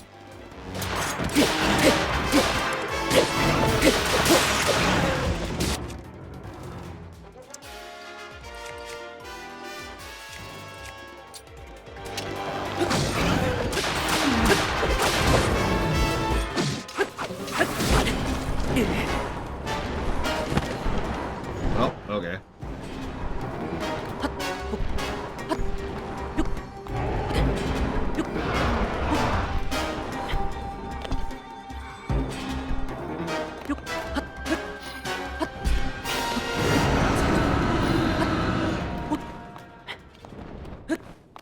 Look, I'm working on it. You're the one who decided to knock me over, okay?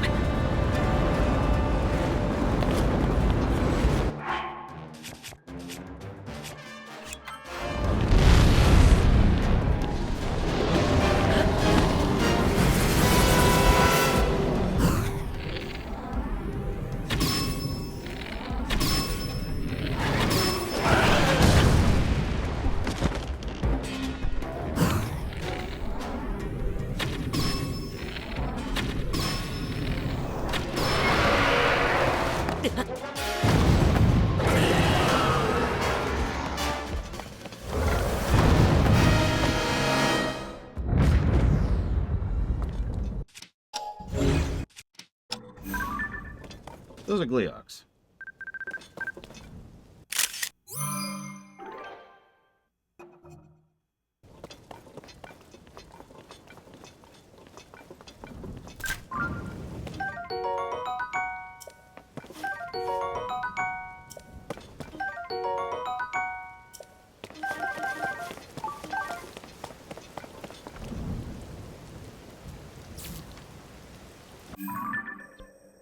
Well.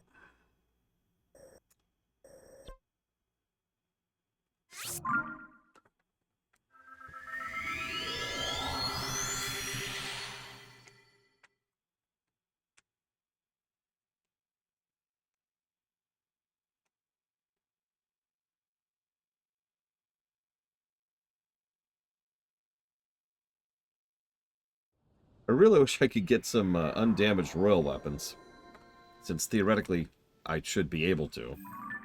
And I just haven't been able to for whatever dumb reason. I don't even know why.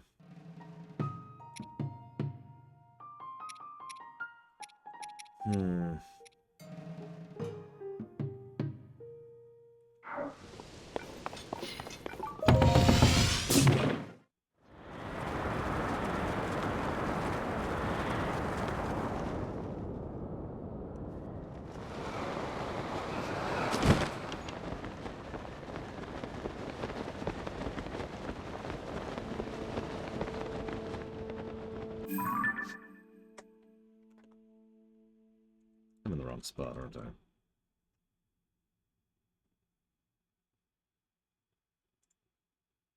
No, this is right. Just a little further away than I thought. Let's do this instead.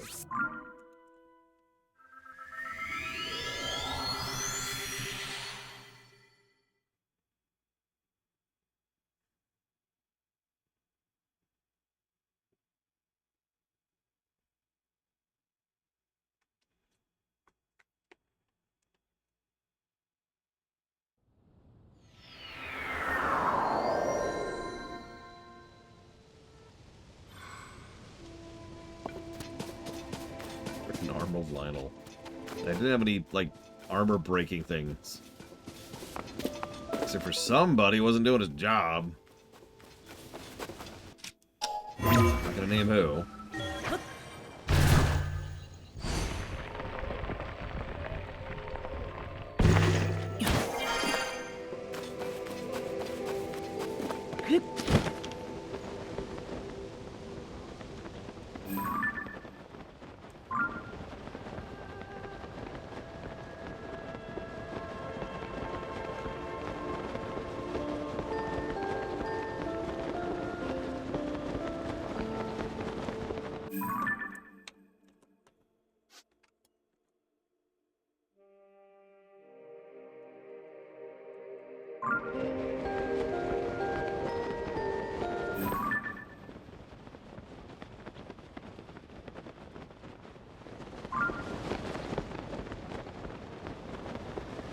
There he is.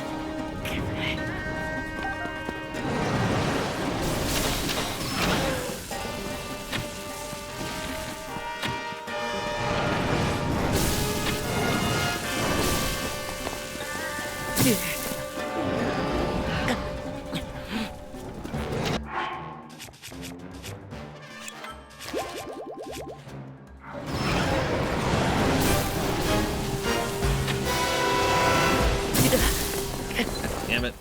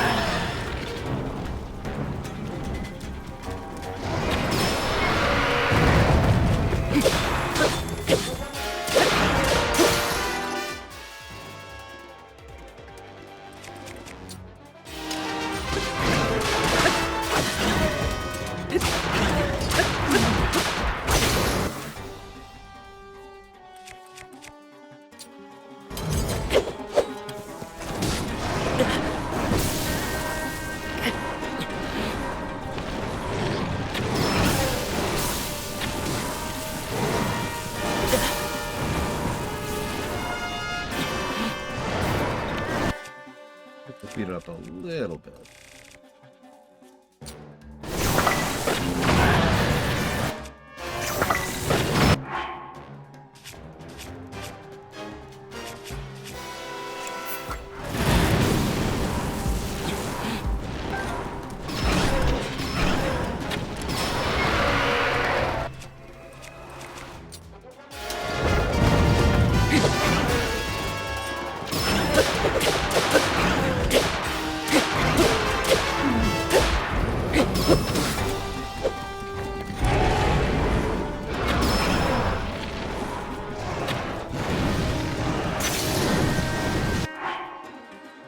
Oh, that's bad.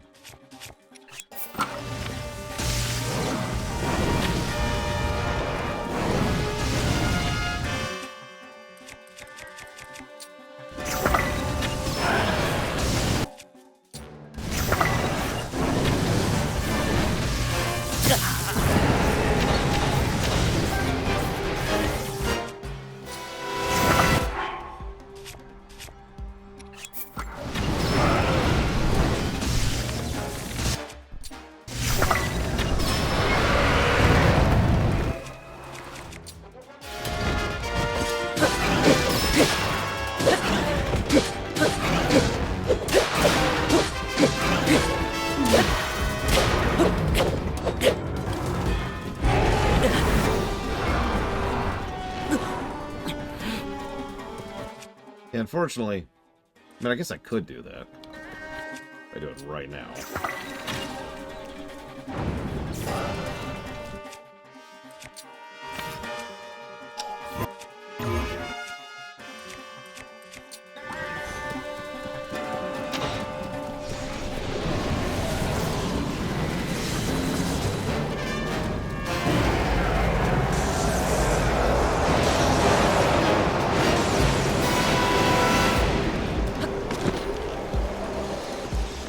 Ah! Oh.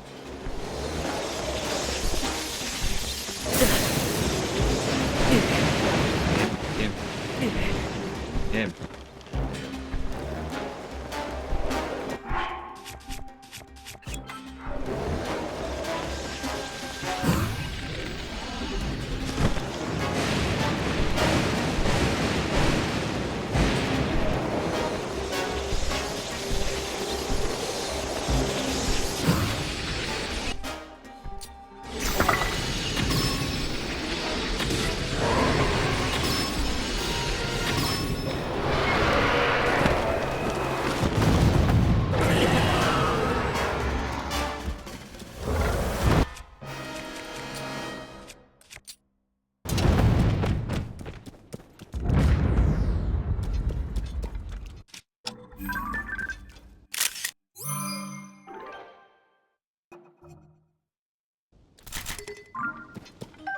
Master Sword's power has been restored.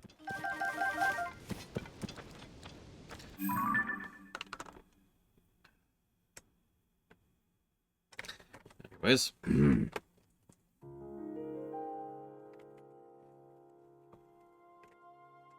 But yeah, it's the ancient sword of legend, of course. It's crap.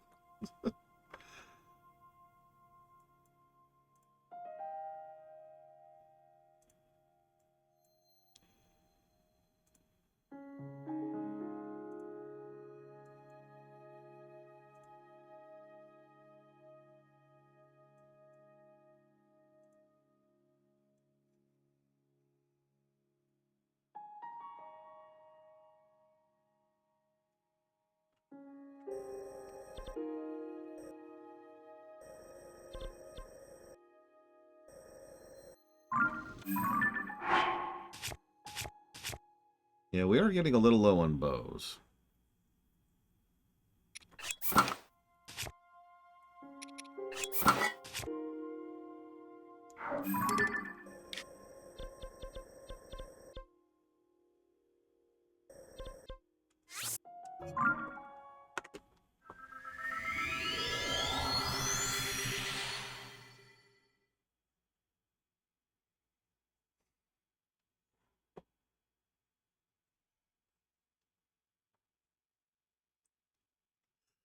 Ugh.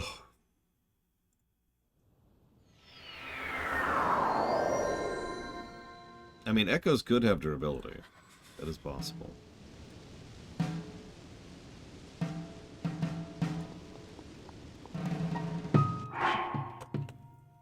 Could you stop dying for a second, please?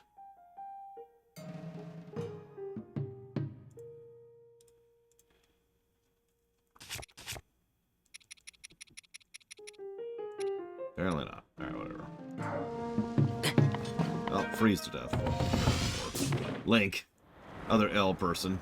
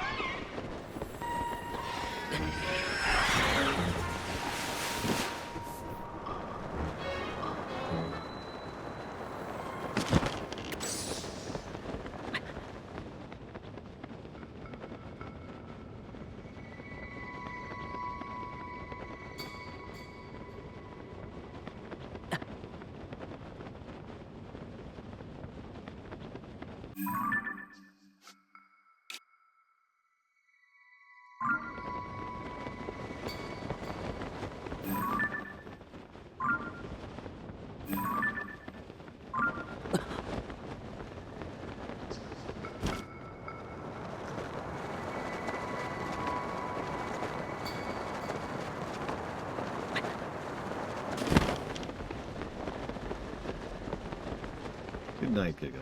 Get some good rest, or else.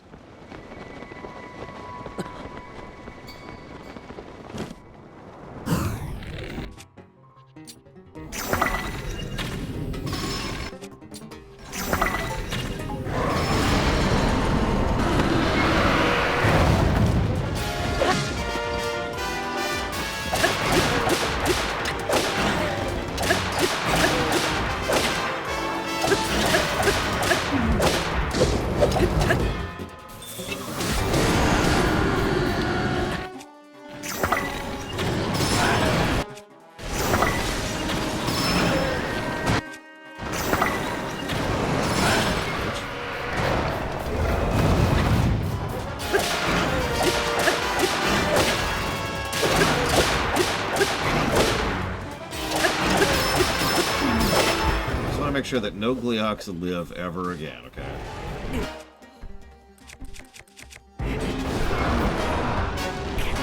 Is that so much to ask?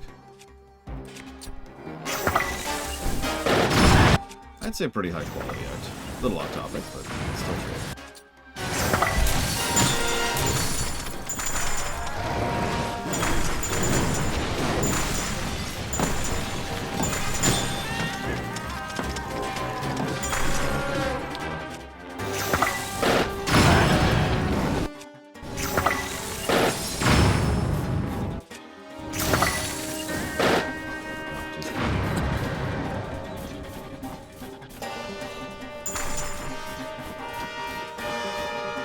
That sounds like a bit too long to me.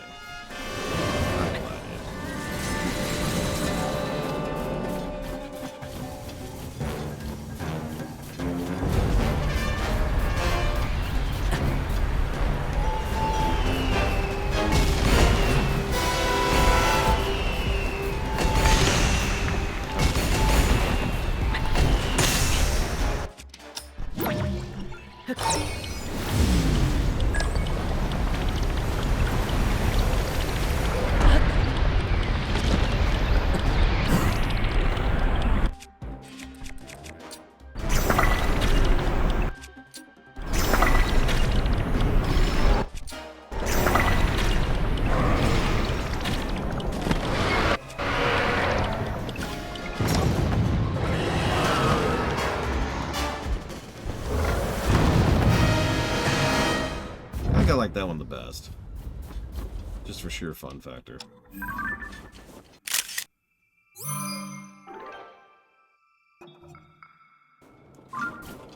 Oh, my album's full. Why is that a thing?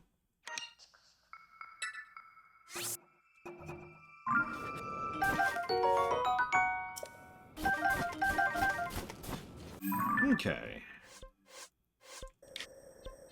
I'm thinking, let's see, 104 negatives to gameplay for the Gleox. Yeah, where's the king? I don't want to fight the king. This is going to be suck. Alright, where's the king? Where's the king?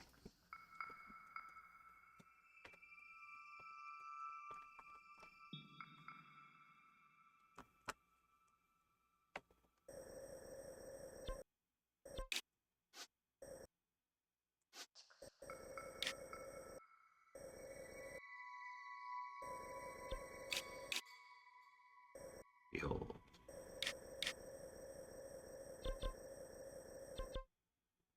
So that is it? Okay. Well. Looks like this is my best bet then.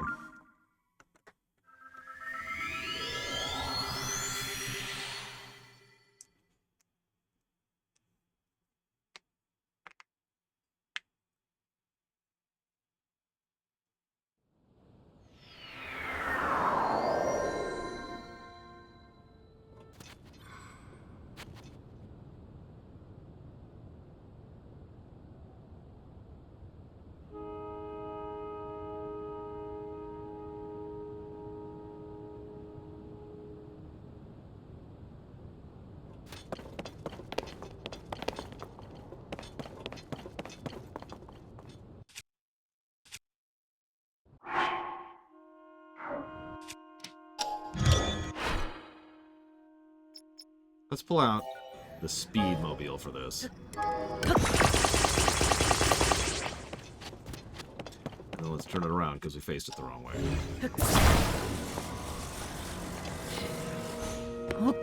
Yeah, right. Low G. I guess we could switch armor. Oh, yes.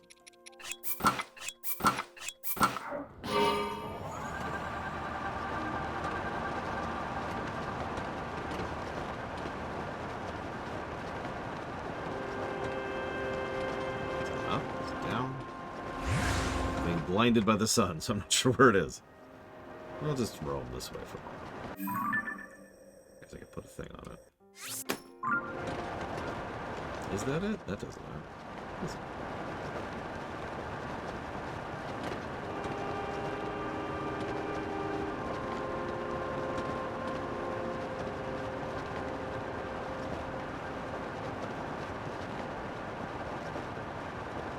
Yeah, this is a flower island.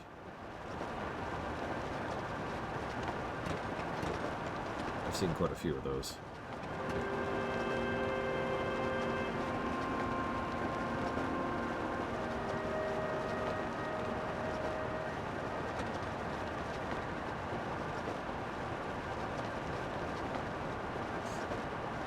Ah, there it is. It's just now rendering.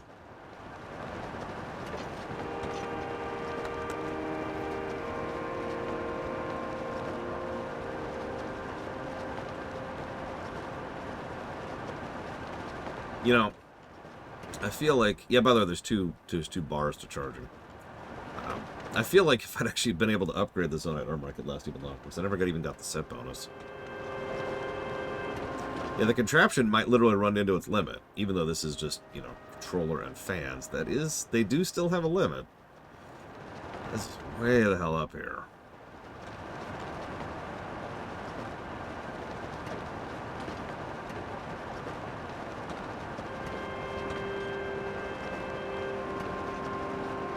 This is just, wow.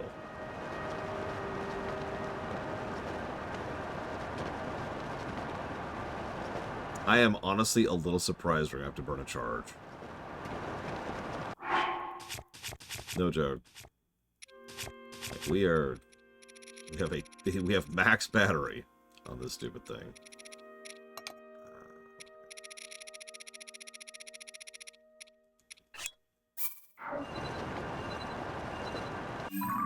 Look how far we got on one boost of battery right there.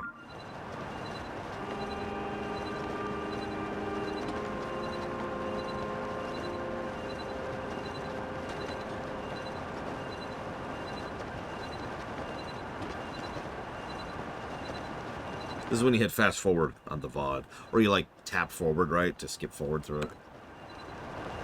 And now that you've started skipping through this, you're going to miss the most amazing reveal of ever. Let's see, what's an amazing reveal? Kittens are actually terrifying. And the more you know about them, the more terrifying they are. Ganondorf is also Link's son, and father, and brother. And son. Hi, Quack.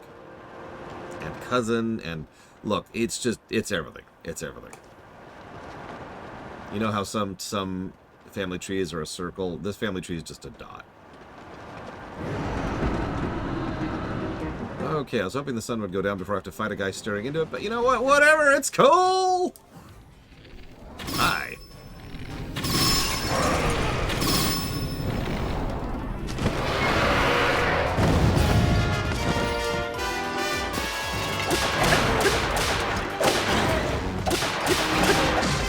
Scourge of the Gerudo Sky.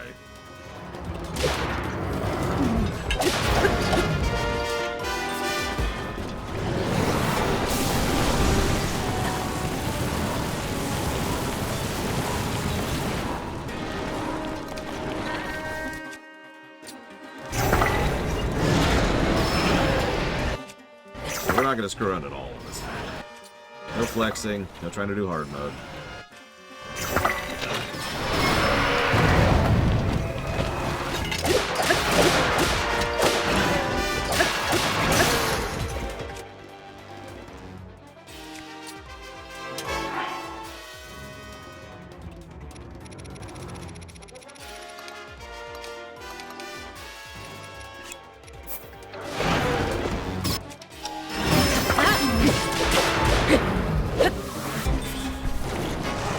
Oh yeah, I also don't have the armor on. That's actually my fault.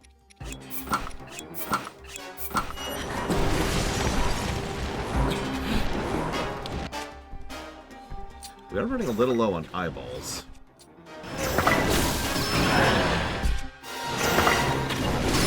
If there's ever a time to use them, it's probably here.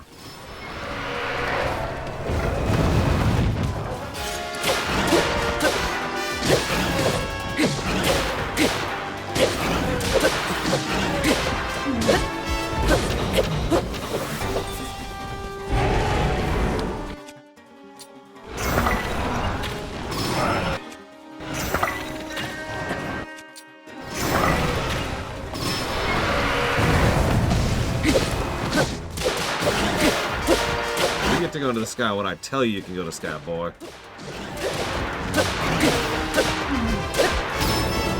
And now you can go to the sky.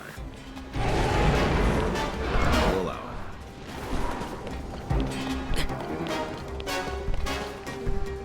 What do you got?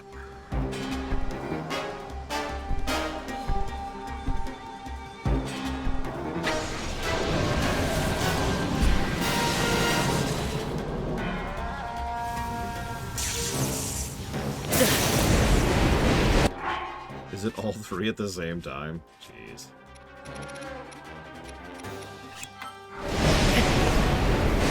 Yep, that's what it looks like.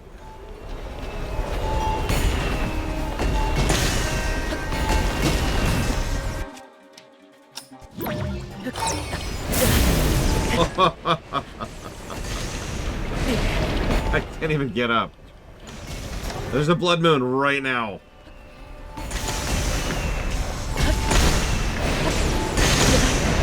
Oh my god. I can't even move. I can't even move.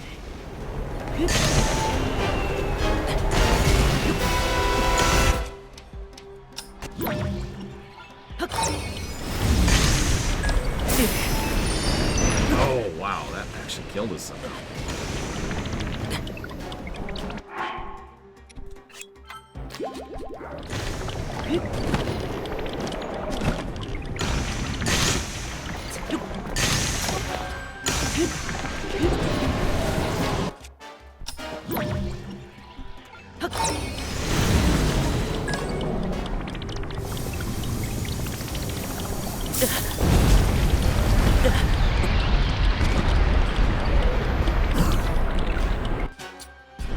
No screwing around at this stage.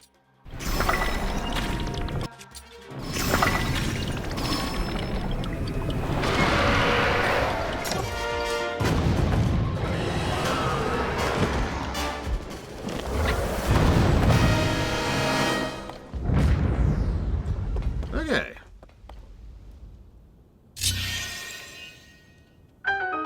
Yeah, now we gotta loot very quickly. Wait, where's the loot? Where's the loot? Ah! Where's the chest? Where's the chest? Go! Go! Get the chest! I will make it in time. We got tons of time. We got tons of time. We got time for days.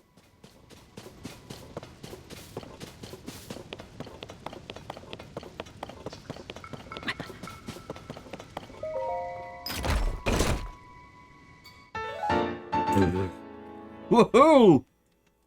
We can upgrade nothing.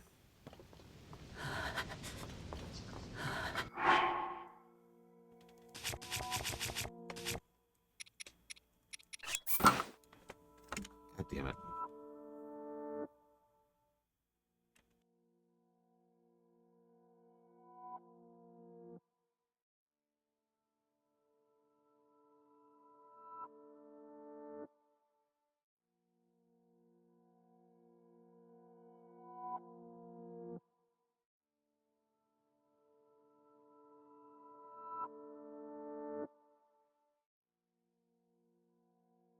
Okay.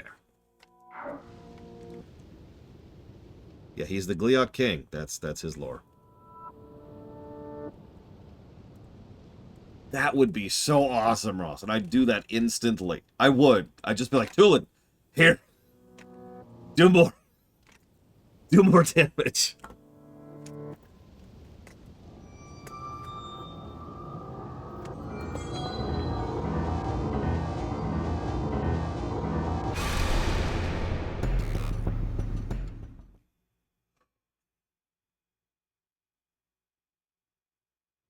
Yep, no, he is right there.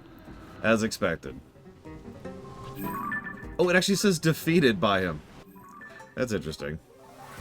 That was bye. So that's all the mini-bosses. That is officially everything. Except for the side quests. The terrible, terrible side quests. Oh god, kill me. Okay,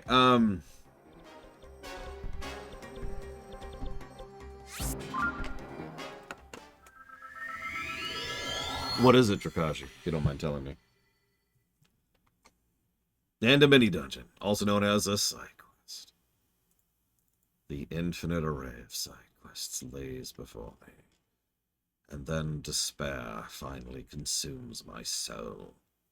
As I understand at long last, the purpose behind suffering and misery. It is misery itself that is that purpose. There is no light, no hope, and no void. Only the screaming, endless abyss of the side quests.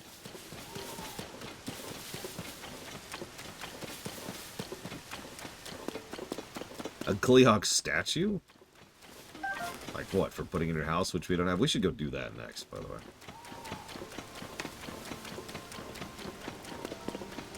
How many side quests are there? 700,000 million billion side quests.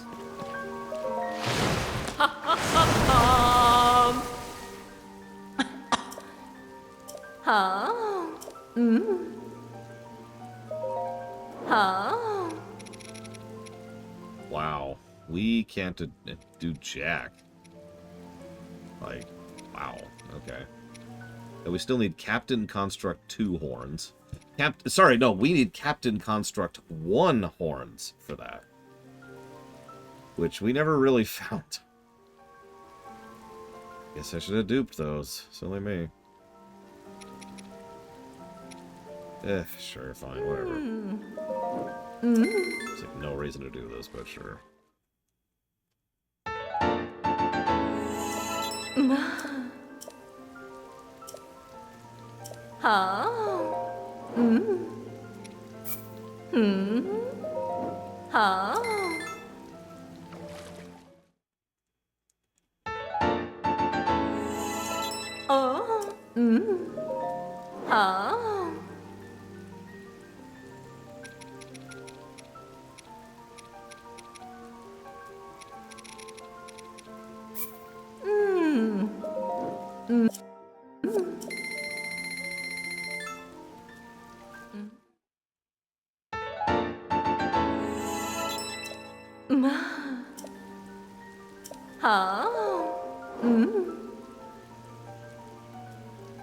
Listen, all I do apparently on this channel is watch porn.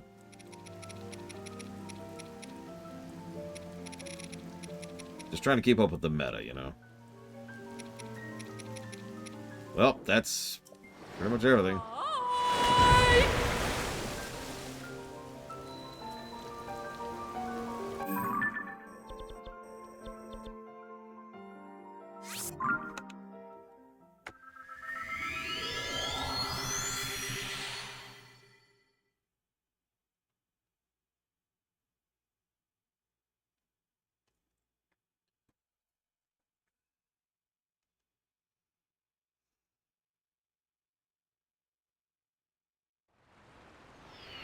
Listen, Bionic Punk.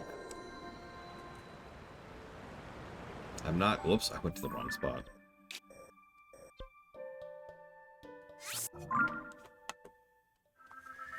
Yeah, imagine actually 100%ing this game.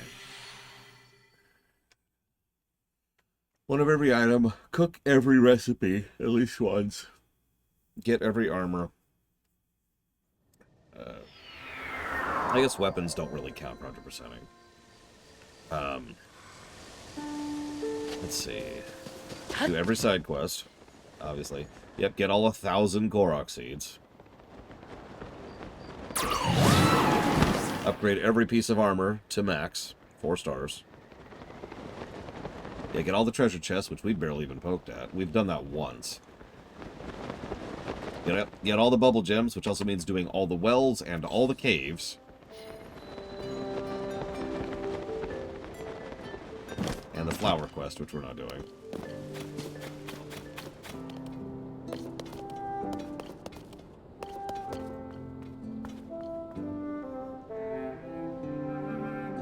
Oh. Ah.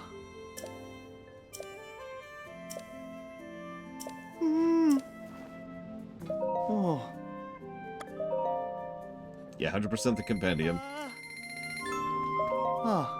Which can be screwed up, consequently.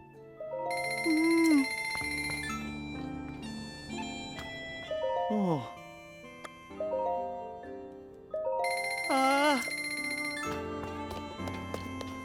30 hours, Jesus Christ. I wonder what they define 100% as, because in my experience, when they say 100%, they don't mean it. I don't mean that as a dig, it's just they define 100% very 80%-y, you know what I mean?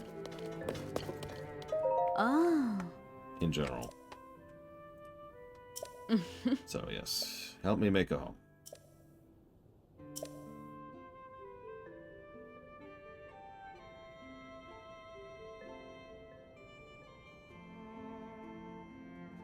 Wow, Bragman. まあ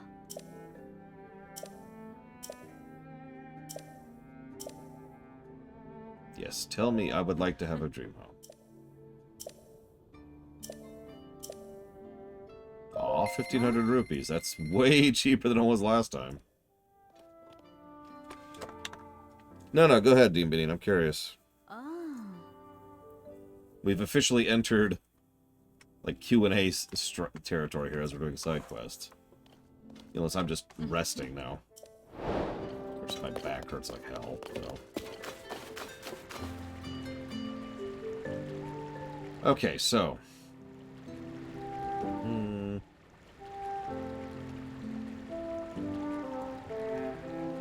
So, you have to have 100% on the map, all 21 main quests done, all 60 side adventures done, all 31 shrine quests done, all 139 side quests done, all 18 memories done, all 135 unique pieces of armor done, all fabrics, including amiibos, captured, all 152 light shrines, dispel the darkness, which means getting all of the roots, Hestu's gift, which means getting all the Korok seeds, all 6 monster medals, all horse saddles and bridles, the Earthwake manual, I don't know what that is, all 20 Sage's Wills, all 31 old maps, that's the treasure maps, all 12 Schema Stones, that's the recipes, all 34 Yiga schematics, we've actually poked at that briefly, Maximum Hearts and Stamina, which is redundant because that's exactly what the previous thing requires, max number of energy cells, upgrade every Sage Vow into Solemn Vow, which again is redundant, you've already got that, all armor and legendary equipment marked by old maps, all equipment above is subject to source requirement, meaning even if obtained through other means, they must be collected from the original source. Obtain all unique awards from the pony points up to 26.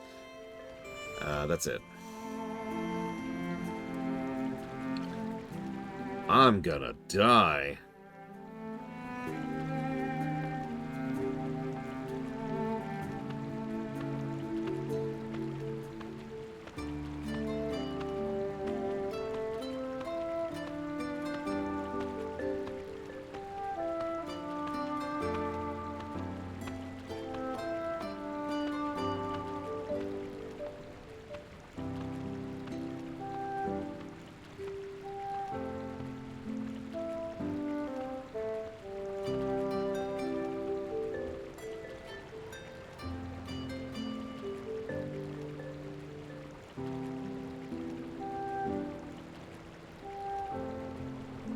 I missed that too. Jeez, Ross, that's crazy. Oh my god. Yeah, that's 2 days and 7 hours. That is a 55-hour speed run. Speaking of fantasy RPGs, let's go do the most fantastical thing we're going to do this entire game and go own a house.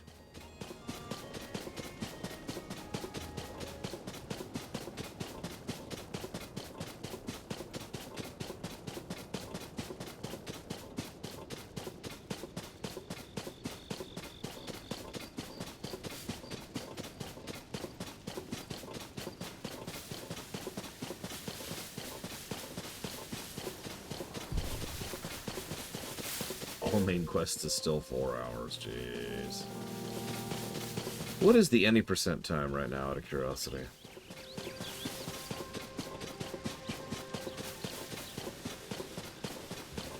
See you around, Cyclone.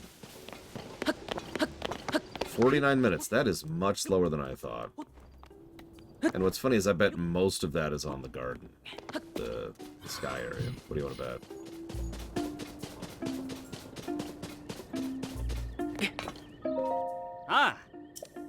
I'm Grantison of Hudson Construction. Ronson told me about you. Here to answer all your home building questions. In fact, why don't I get started with an overview of the process? First, here's your land.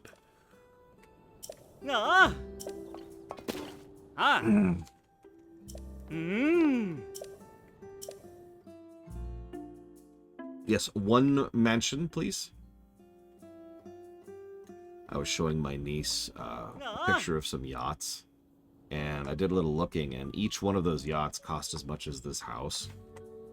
And I shared that fact with her, and her expression was, it's hard to describe.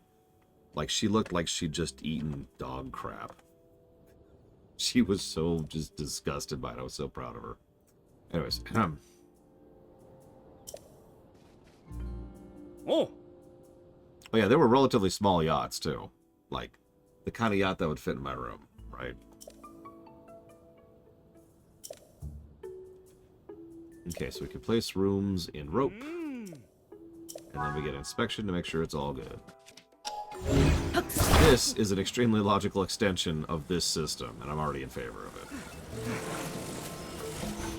Unfortunately, I have a feeling already that this is nowhere near as cool as it probably should be. Looks like we get 15 units total.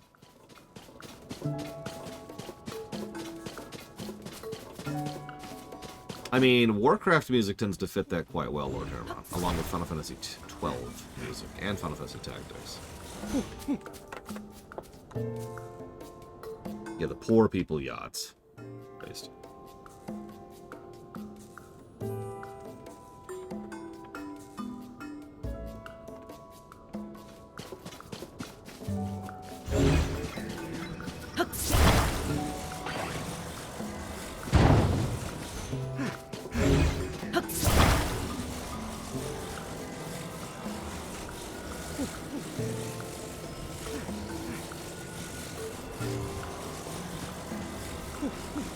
Yeah, how do you, like, buy yachts and then sell them to people? It's just, I don't know.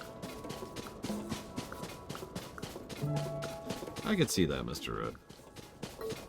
Although I am going to have to kill you now. I do apologize for that. Nothing personal. It's just, you know, you're dead.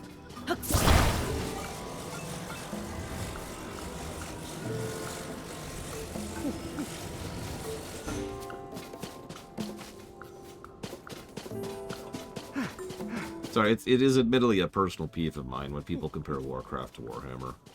Let me walk that sentence back. When people say Warcraft took from Warhammer, it's kind of like saying Forgotten Realms took from you know, Lord of the Rings.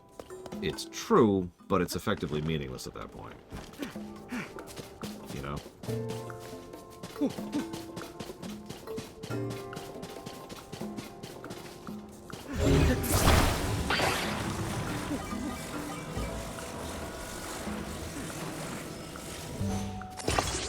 There we go. I think I like that better. This poor guy's trying to keep up with me. The Babylon 5 Deep Space Nine situation is admittedly a little bit more complex, but yeah, once again, DS9 did not steal from Babylon 5 at all. There is a decent amount of evidence that some of the initial premise was lifted from Babylon 5 and put into DS9. But that's the premise, not the show.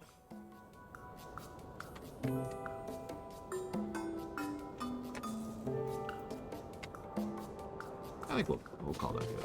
ah, ah.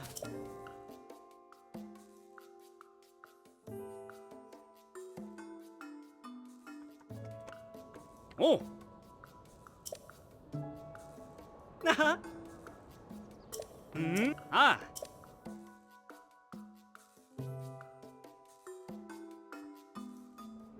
Ah.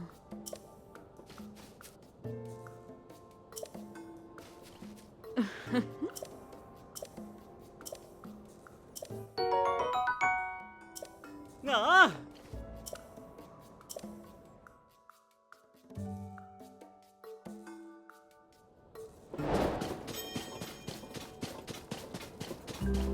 Well, here's my dream home. Oh, hang on. Let's... Outside, here's my front door. I swear I have good architectural sense. I do. I have good engineering sense. It's just, yeah.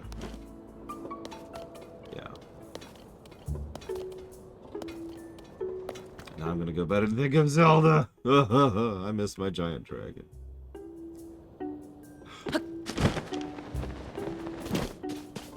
You just feel the breeze as I'm sleeping there. Oh my god. Ah.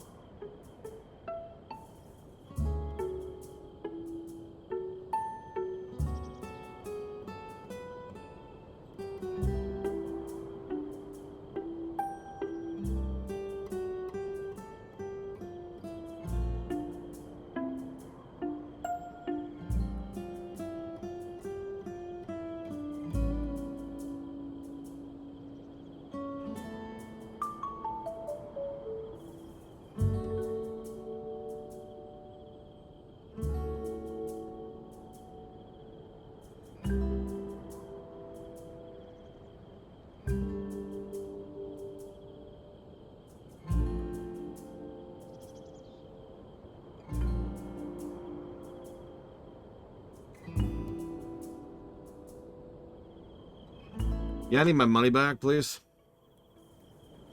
Alright, so... Like... The problem is what you really want is military music, and there's only two types of military music. One is something like this, which is way too high tempo for what you're going for, Lord Hermon. But the other can work, but the problem is it's just... I don't have a specific source of it. I more have like individual things where it's like, oh, this kind of works that direction. Like say... No, not that one.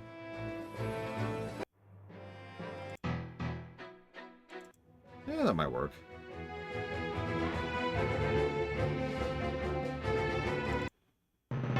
Oh, here we go. This is more what I was thinking of.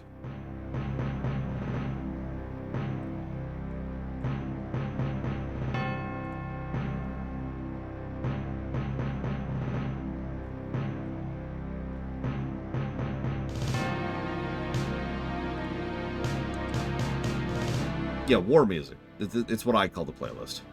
Yes, this is from the DS version.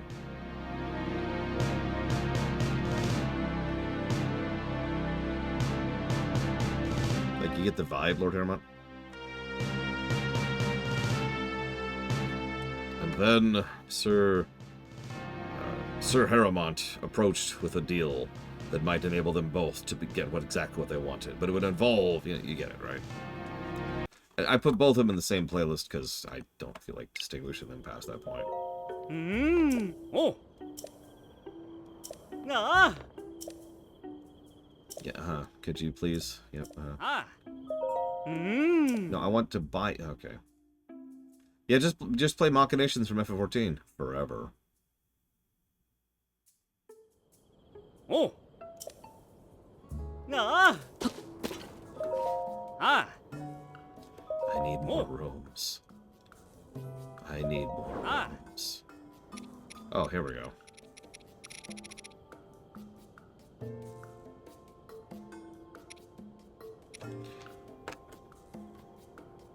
I have not played it past, like, doing a second delve, Mr. Red, so no. Yeah, this, if it's okay with y'all, I think I'm going to just cut this off, because this feels like single positive worthy for being a fun, neat little diversion, but not actually having the depth to be anything more than a single positive. Thoughts? I don't want to sound dismissive, it's just, it's like, yeah, okay. You could tell they were trying to play with the Ultra Hand mechanic. And that's it. It does have weapon storage slots, which is nice.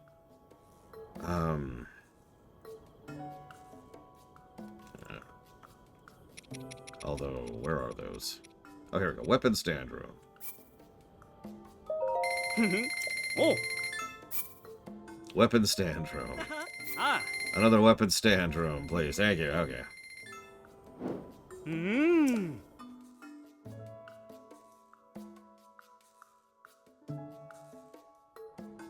Ah.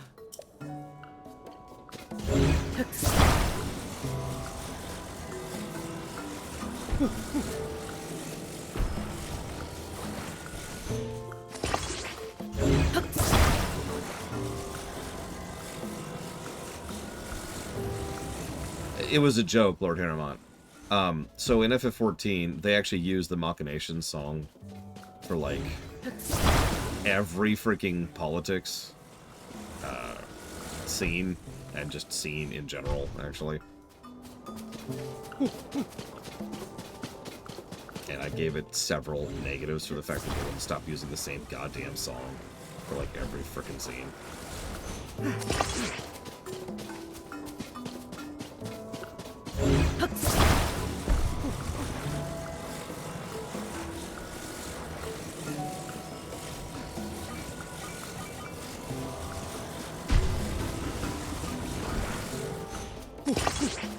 I'm good. Ah. Oh. No. Ah. I'm good.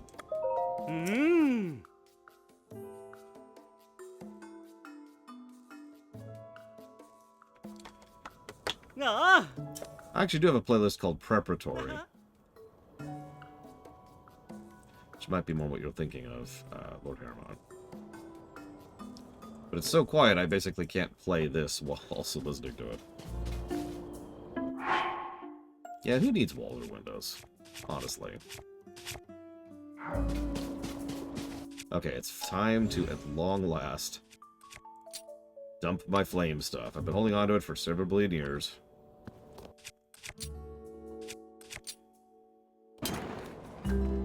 And yeah, I did look at the guide, although it didn't really tell me much. But I did glance at it. Yeah, we'll go ahead and put these in here, too. In case we ever need to go digging again.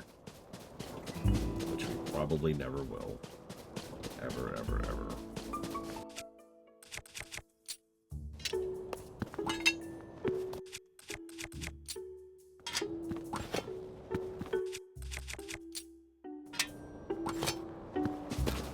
Much better. Okay. I'm gonna have a quick Mai Tai. Ah, there we go. Okay. So, now that that's done.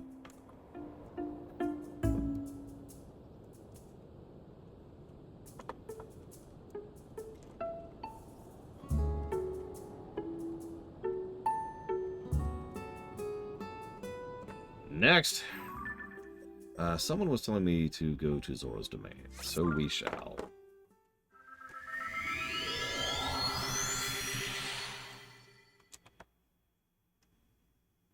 And then we'll talk to Hudson. He'll be like, "Arr," and then we'll stab him.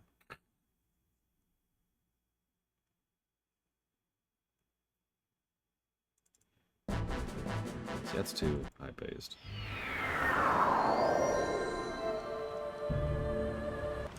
Oh, sorry. Yep.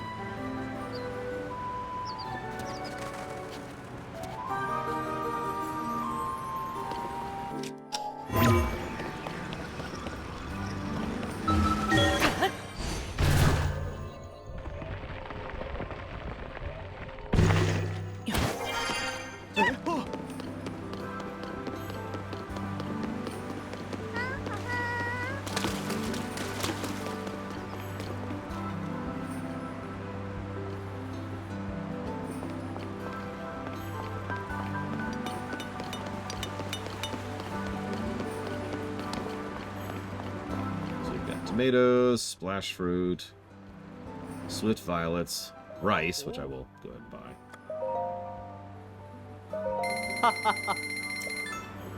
buy. Always buy arrows.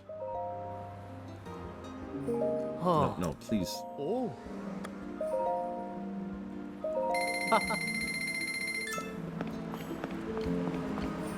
Oh. You know, the Zora eat fish. Oh. So, like, are they cannibals? Oh. I'm just wondering. Yeah, I went through a lot of arrows fighting the Gleox, like 50-ish. I was well over 400 earlier.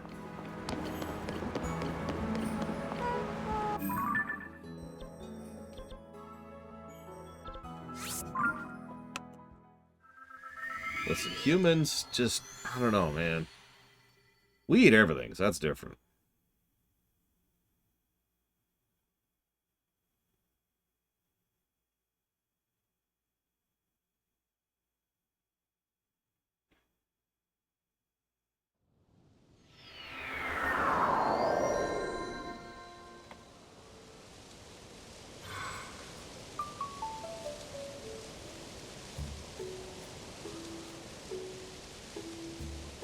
That, look.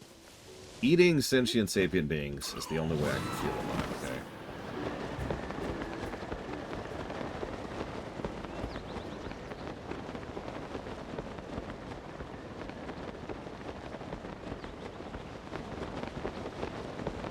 Yes, exactly. Humans are superior. What am I wearing right now?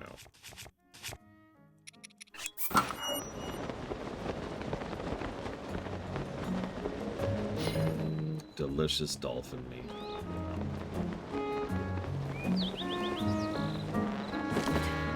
Oh god, I hate this song so much. Where is he? Where is he? Where is he? I saw him earlier. There he is. There he is. God, what? What do you want? What do you want?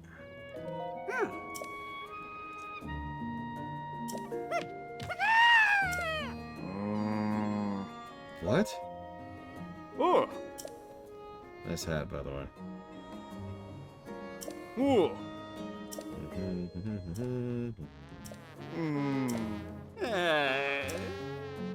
I need a detailed picture of a bokoblin. Yeah, I got a detailed picture for you.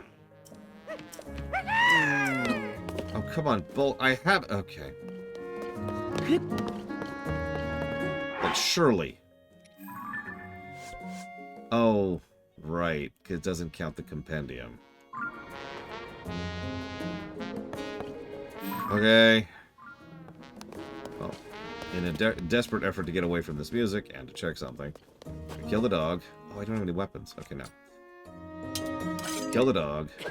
There we go.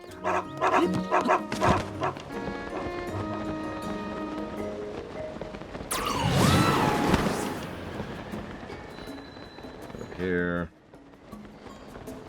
Quests. Quests. Quests. Listen, dogs are just too delicious, okay?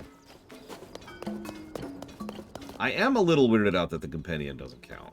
I'm gonna let that slide. Unless we have like 6 other quests, in which case, we'll see. Yeah, I'm just kind of doing the rounds here, ending at the racing thing, because we know there's a racing quest.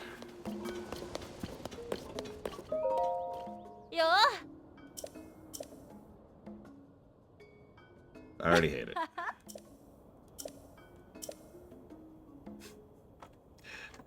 $53 negatives.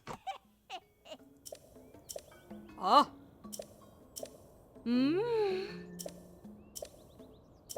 Come up with any vehicle you want to. As long as it has a steering wheel. And we have to beat 2 minutes. Yeah.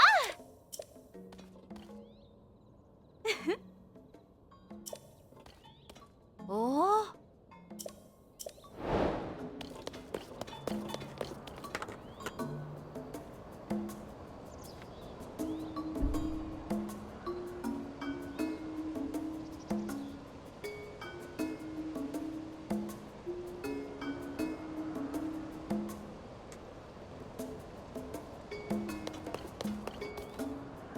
You know, that's a really good question, Frieza.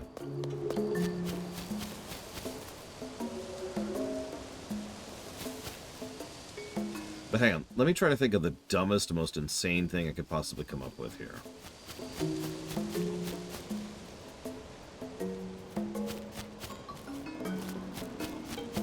Give me a second.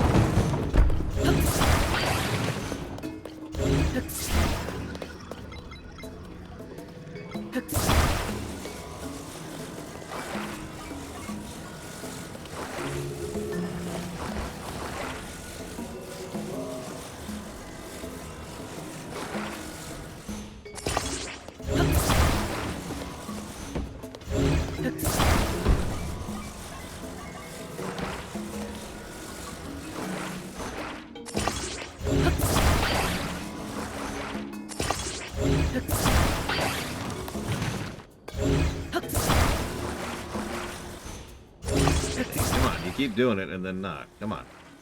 There you go.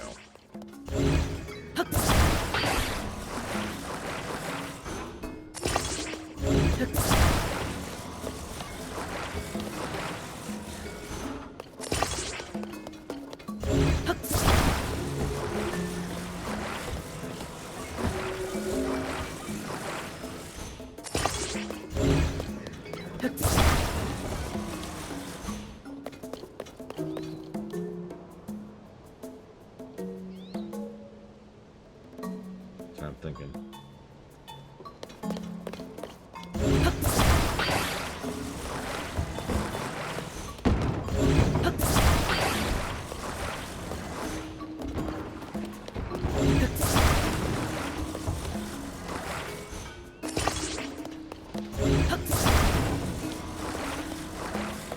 Hey, Kennex Cow. Welcome to I Have a Terrible Idea.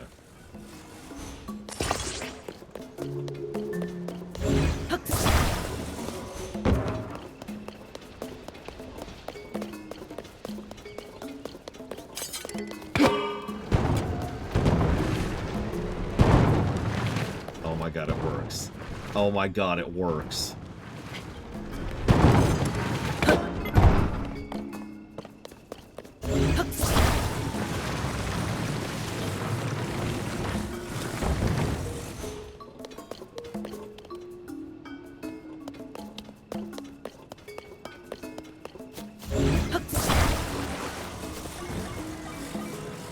I actually had an idea like this days ago.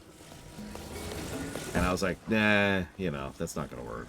And so I just kind of let it go.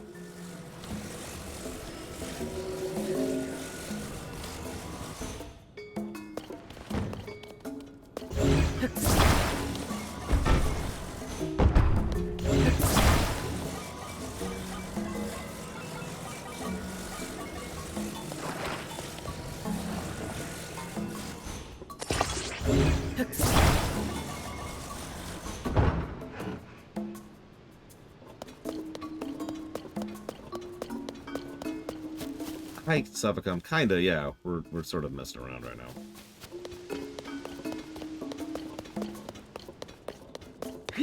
If it's not obvious. Whoa! Okay, that really sucked.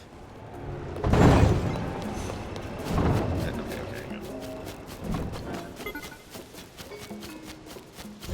we just finished Year of Hell over in Voyager. We haven't started DS9 yet. We haven't continued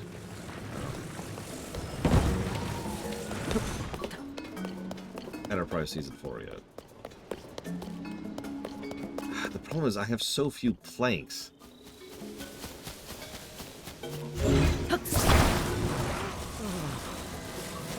I was not expecting Year of Hell to knock it out of the park as much as it did. It is easily the best episode of Voyager we've covered so far.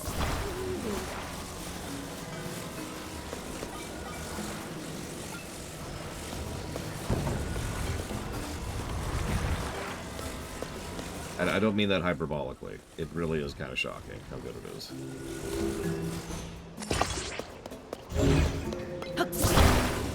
Yes, better than Scorpion.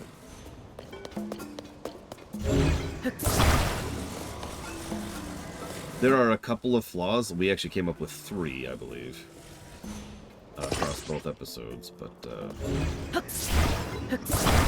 yeah.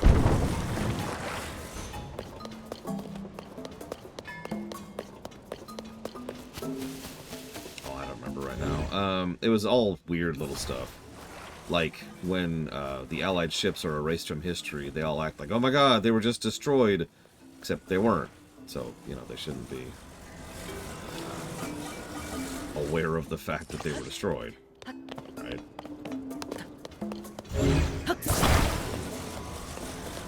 Little stuff like that. There is one scene where Anorax is evil for no other reason than to remind the audience that he's the bad guy. Yeah, the longer ones just don't work.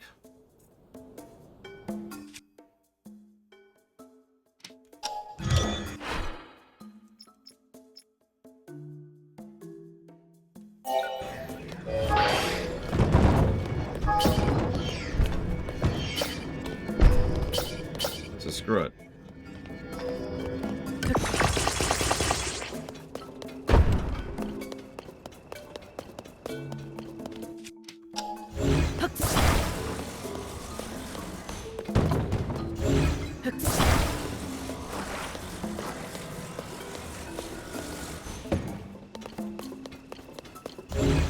Hang on, Bionic Buck, hang on. Let me center this thing first.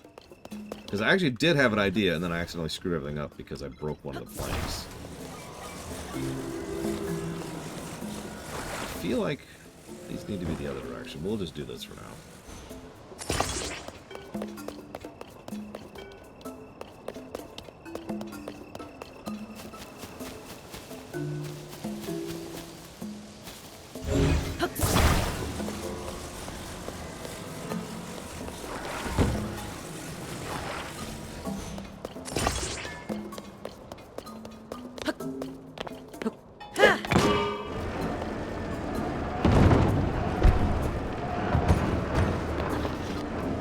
That works disturbingly well. Ladies and gentlemen, I give you... I don't know what to call that. I don't know what to call that monstrosity.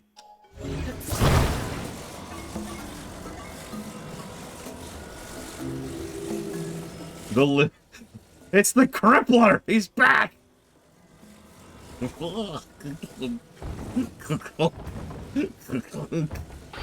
Oh no! No!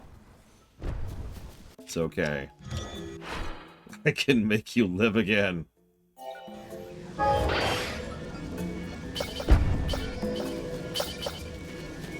am I missing?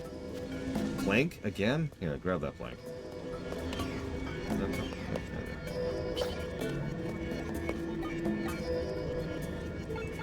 Where's the other plank? Where did I lose all my planks? Why does everyone keep breaking?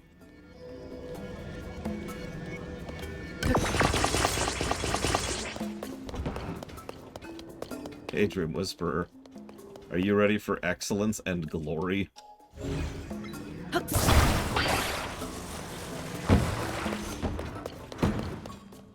No, yeah, Voyager has been doing a really good job so far. Or I guess they've been really enjoying Voyager. How do you want to think of that?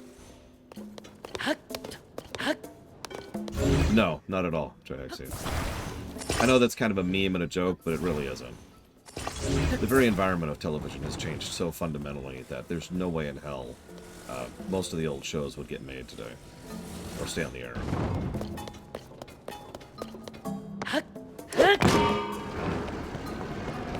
Yeah!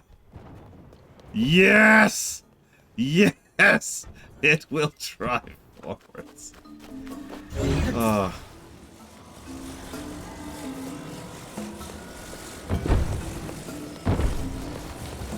I've mentioned this before. The only reason Voyager had a decent Season 1 is because so many of its Season 1 episodes were pushed off to Season 2. But I like it flail. Okay. So how do we stabilize the middle section? Hang on. How do we stabilize anything right now? Hold up.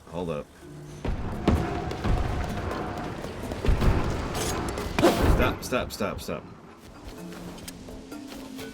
Oh, you mean literally the stabilizer. Got it. Right. Sorry. Hang on. Let's rebuild this thing.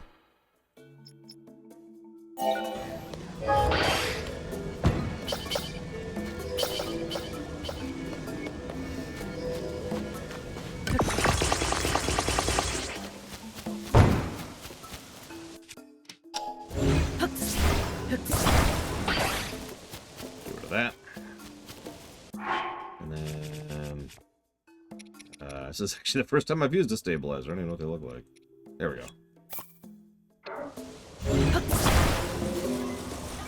I'm guessing it will stabilize in the direction it is placed.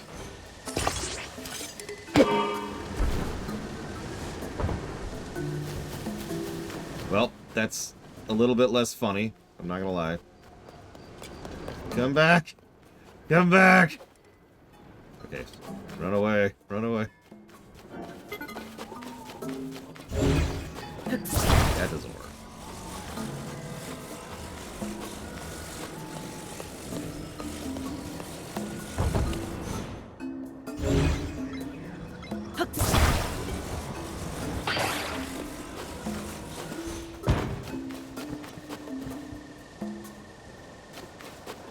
I know what this thing needs. I'm sorry. I don't know what I was thinking.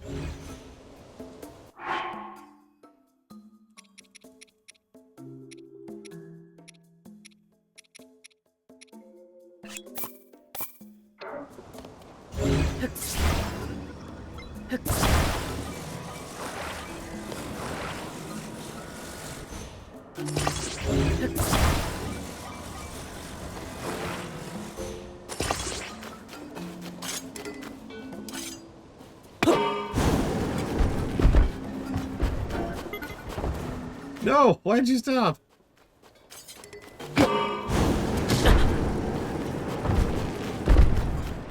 There we go. There we go. Yes, it's perfect. It's perfect.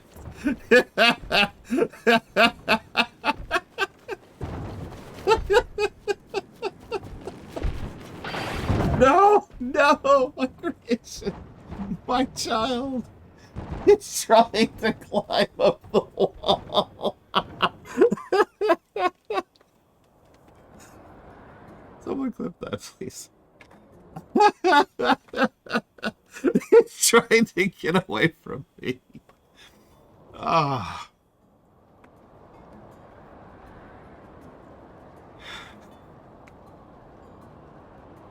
Okay, enough screwing around. Let's actually do this stupid quest. Okay.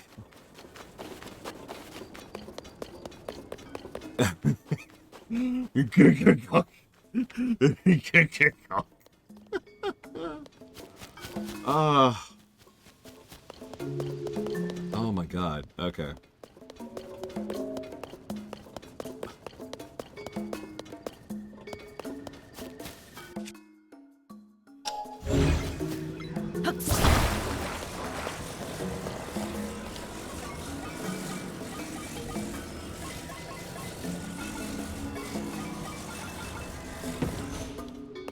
I mean, we've already given the positives that that deserves.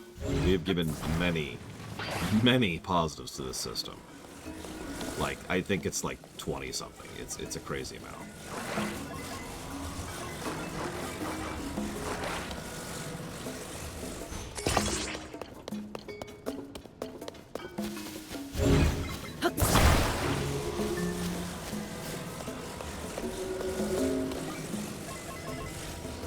Deserved.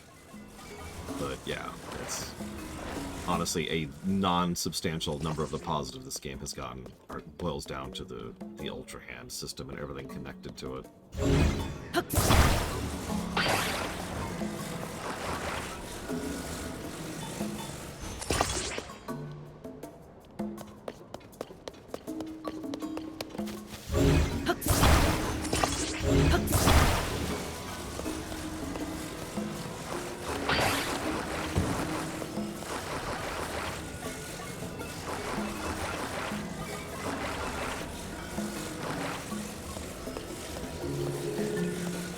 Also effectively the only part of the game that doesn't control badly. Let me tell you, a lot of this game controls badly.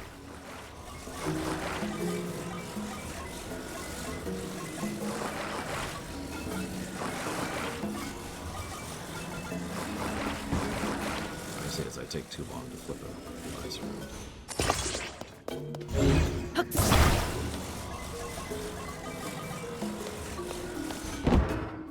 Okay, let's do it.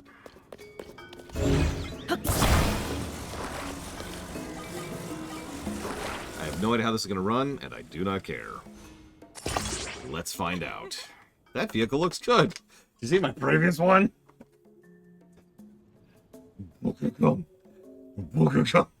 Thank you, Dream Whisperer.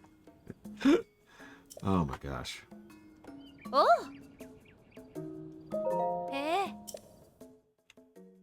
Unfortunately, it looks like I can't put flames on now.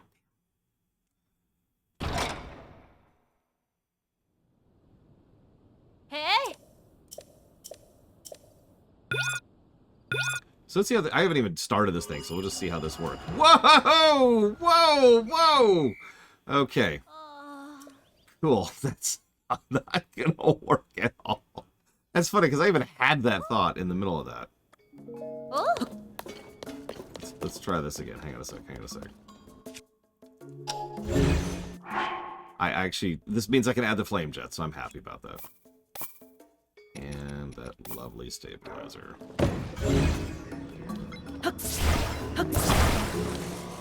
Tom Hardy. Interesting pick. It's funny because he's already playing a character who's already technically in the MCU. But he's a good actor, so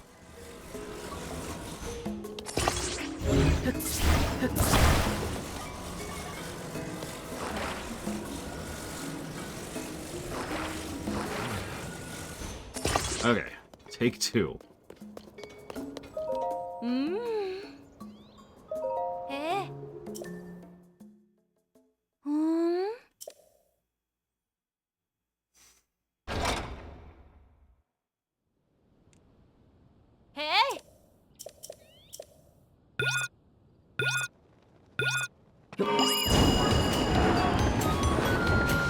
See, the flames don't actually do anything, but they make it feel like it's going faster.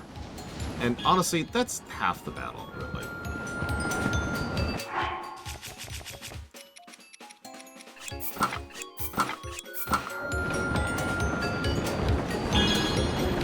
Oh man, if I could paint this, I would totally paint it red.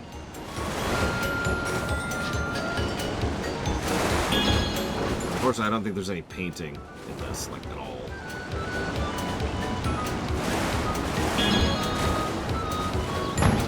Whoa, whoa, whoa, whoa, whoa.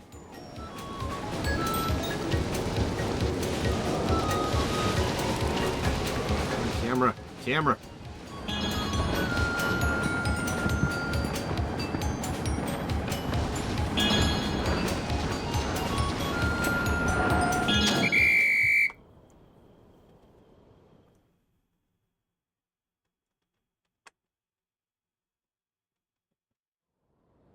오!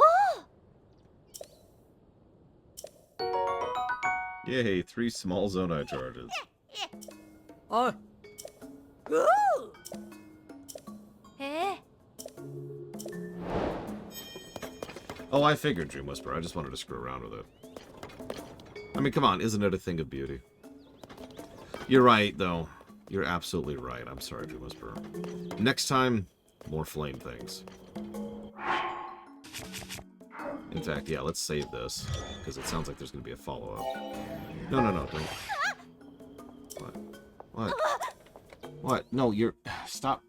Jesus Christ. Lady.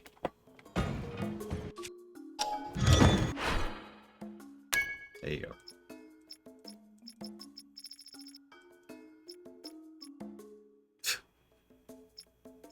Just... We'll come back to that. Alright, so that's all the quests here. I need to find a bokoblin? Which ones are the bokoblins? Are those the little ones or the big ones?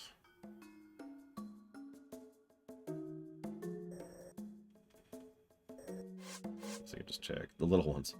I need a picture of a bokoblin? But they're... Okay.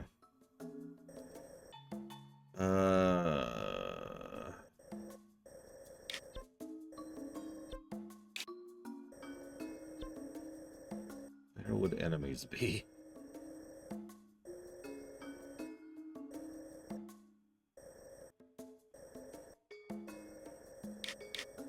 You know what? I know where enemies would be.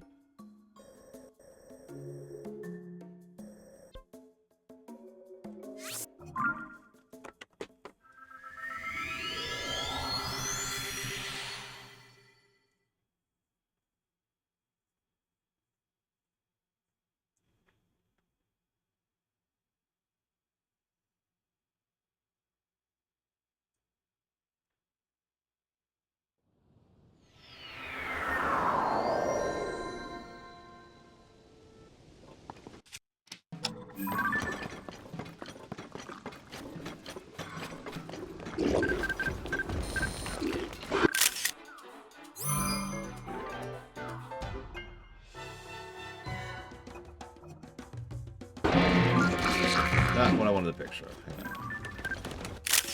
There we go. That'll have to do.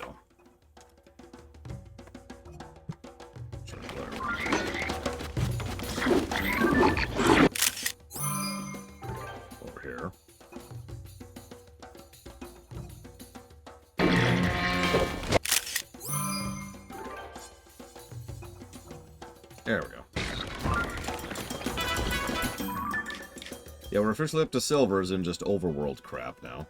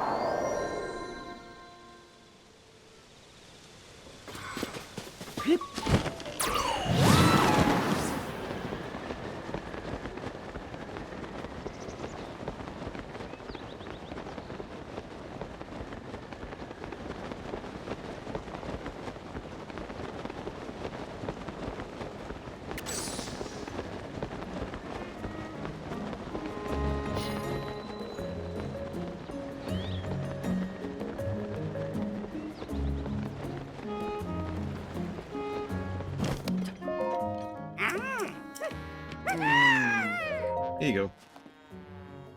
Have a picture.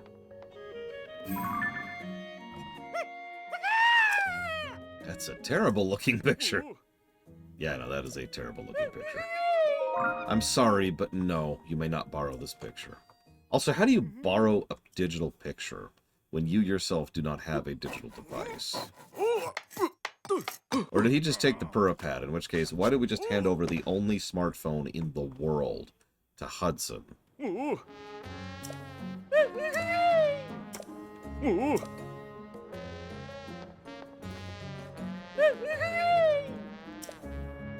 Oh. Ooh. I've got a rule against making that kind of decision. Too much responsibility. Ugh, fine, I'll arrange it on the stage for you. God, dude. He's a pathetic nobody, so he's going to be hiding in here. There you go. Oh.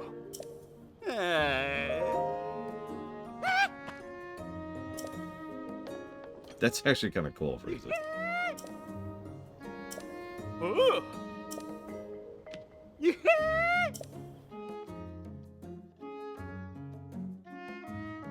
I guess that's true, Noctis. He does build very quickly.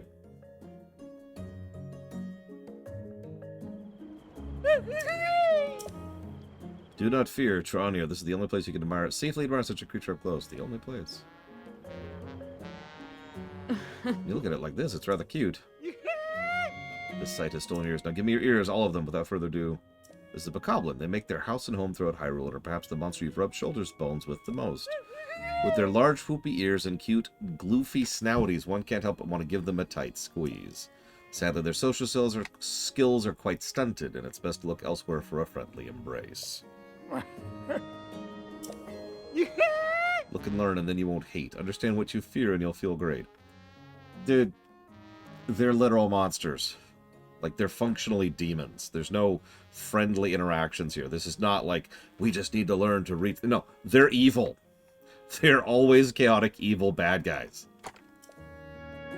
I'm sorry.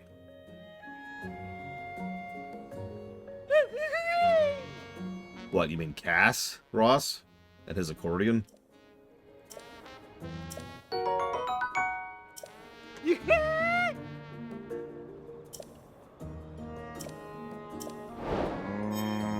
How many of these are there? A Horriblin. Oh my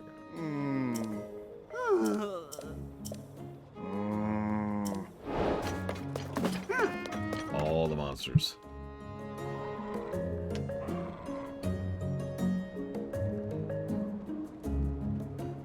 Is there really not just...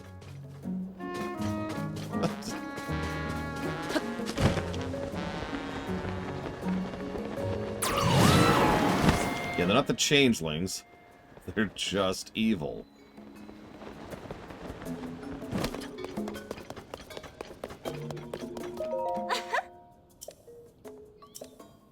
Ah!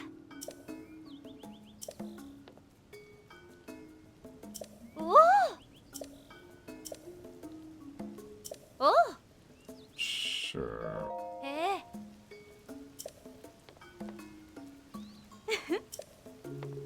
Ah!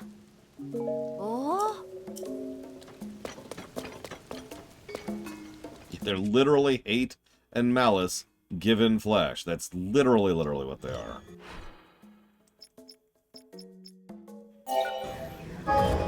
I did not, Bionic Monk. I figured there was no way in hell I'd ever be going back up to that nonsense. Right, right.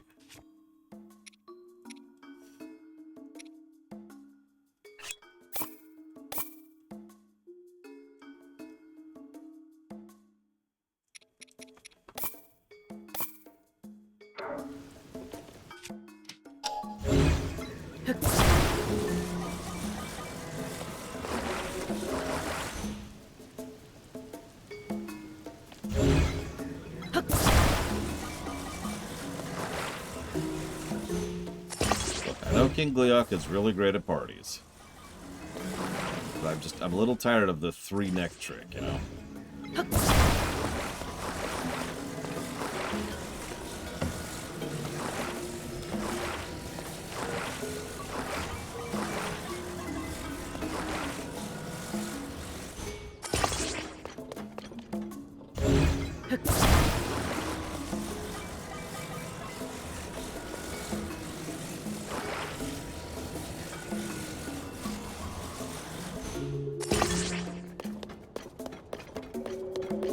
Look, I'm glad he can chug. It's goal.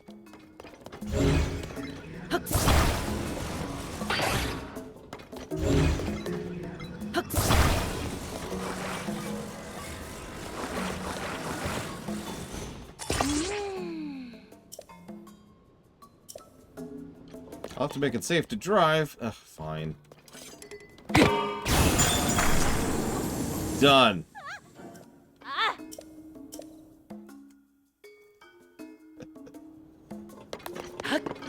Okay, let's do it. Yeah! God dang it. Let me do it. Let me do the race. Let me do the freaking race. Yeah, let's go. Yeah. No. Ah, whatever. Game. Oi.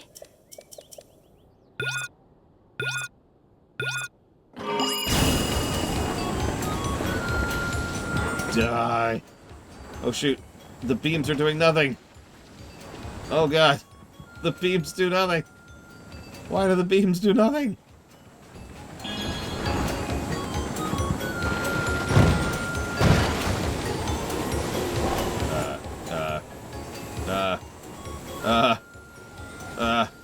There we go. I don't think the frost is doing much, but it does look more like jet fuel now. Like a frost thing going on, so I'm with it. I think we might get rid of the beams, though. So next build, get rid of the beams.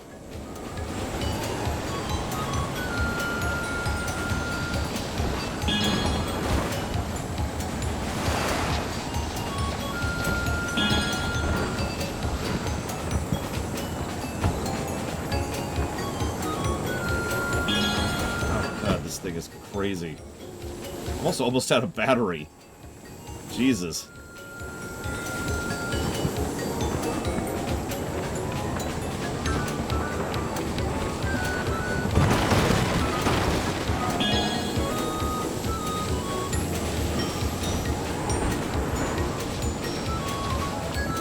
Sorry for killing everyone in town. Sorry.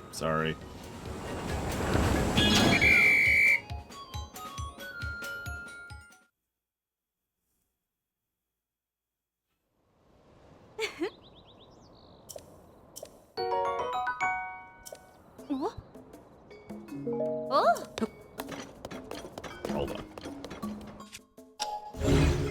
Get rid of the beams. Let's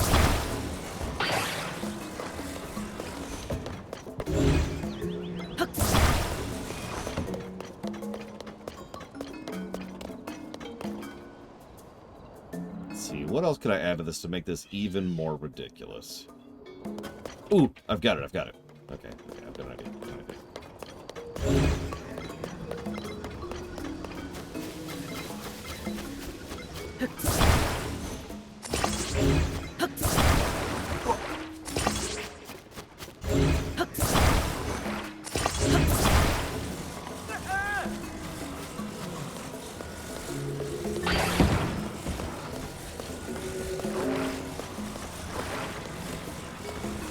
Oh god, how fast is that bionic bug?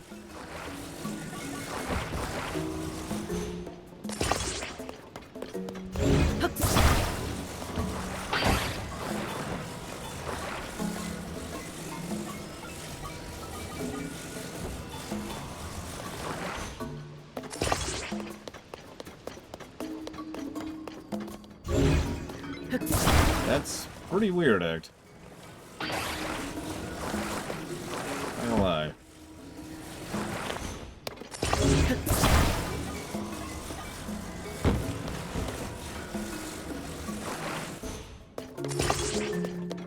Alright.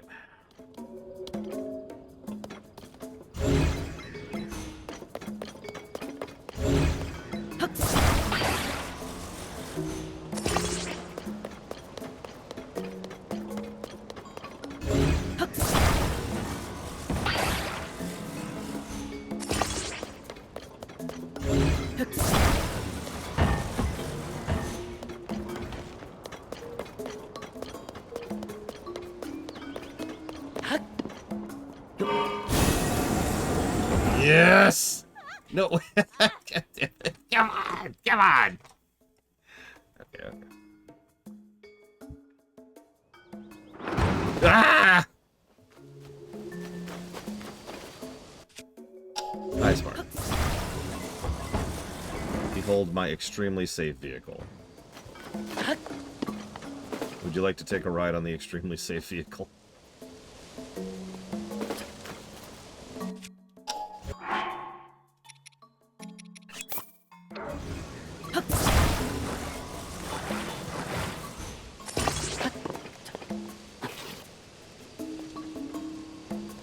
It is too slanted. It is too slanted to ride.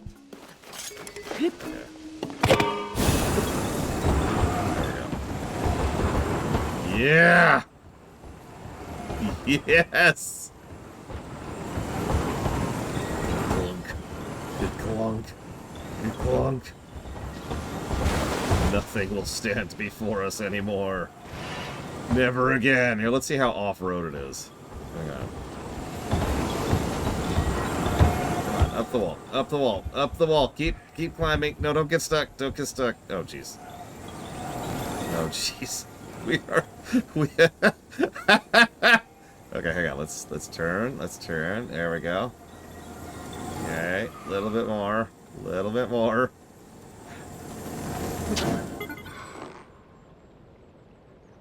Okay, hang on, hang on. Yeah. I mean, I'm looking forward to FF14. So FF14, WoW, Paper Mario.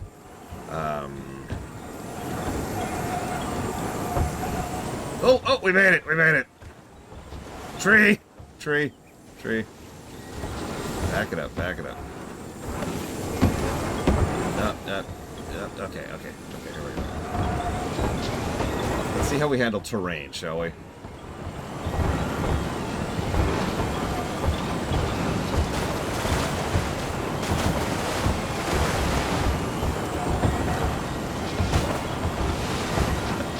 I'm pretty sure I've broken my neck 5 times already. I mean, so far there's been, like, in history, a grand total of 0 good Trek games. So, I don't want to say I'm looking forward to Star Trek Resurgence so much as I'm very curious. Oh my goodness. Oh my god. Okay, hang on. He's making it. Here we go. We're making it. We're making it. I've officially turned myself into a gelatinous substance. Oh my god. Star Trek Online is an enjoyable game with tremendous number of asterisks attached to it. It's about as good as Trek gets. More wheels. More wheels. Okay. I actually have one more idea for a dumb build, and then I'll stop doing dumb builds, I swear. Give me a sec. Let's get back over here.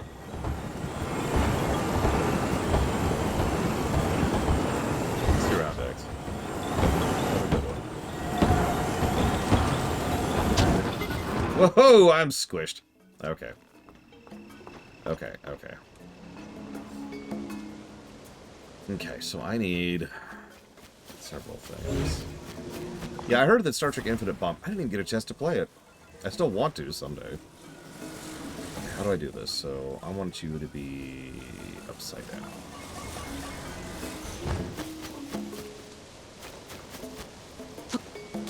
Listen, I can stop making dumb things whenever I want. I'm just busy right now, okay? Making dumb things.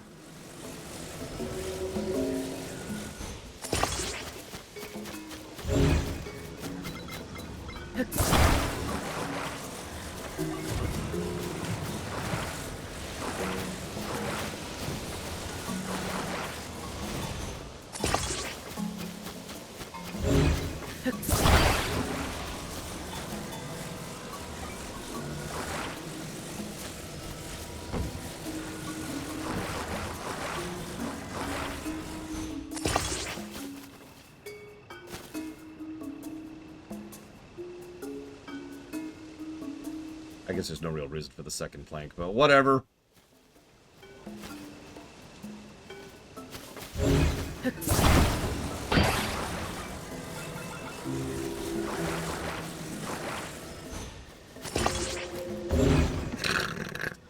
Instant.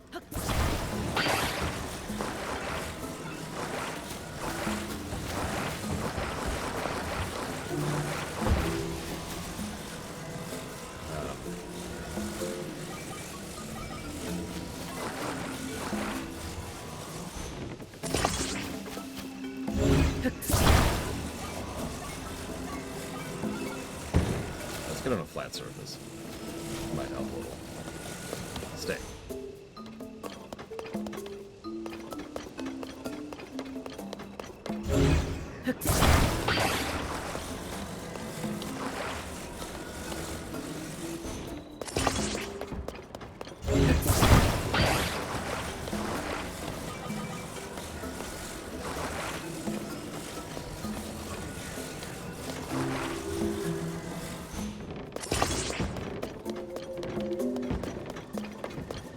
Hi, Bragwin. Are you ready to watch brilliance in action? Nay, genius, one might say.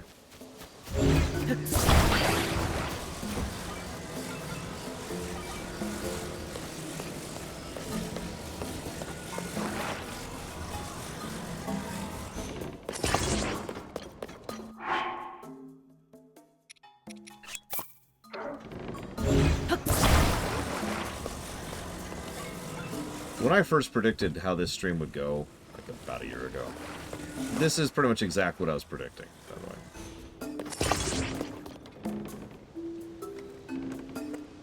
Okay, now the hard part.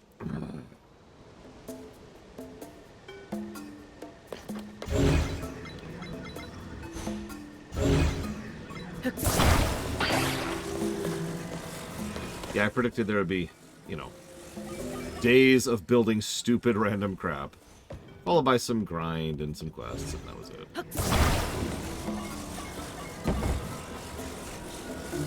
I need you to, like, stay. Ooh, there. Okay. Just stay now! Okay, it's kind of staying. Kind of staying is better than I was expecting. I'm gonna take it. It's a win. It is a win. Well, I actually can't stabilize it yet. If I stabilize it, I'll activate the wheels. So we gotta do this old-fashioned way. Speaking of which, where's my stabilizer? It's a... Okay. Stabilizer...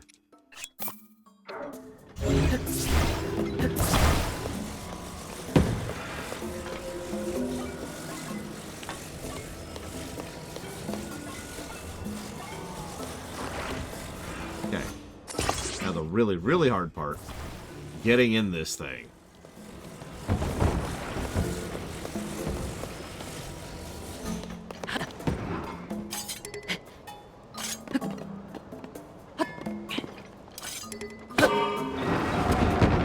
See, okay. Well, it's working. It's working. It's working. My device is sheer genius. It just flopped over instantly. The second. Okay, hang on. What? No, don't fall. Oh god, I lost it. I lost half my wheels.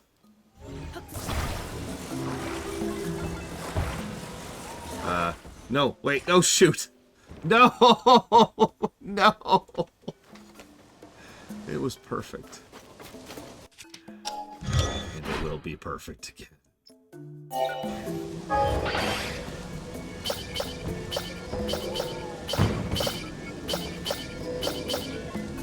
Yes, my pretty. You will live again, I swear it.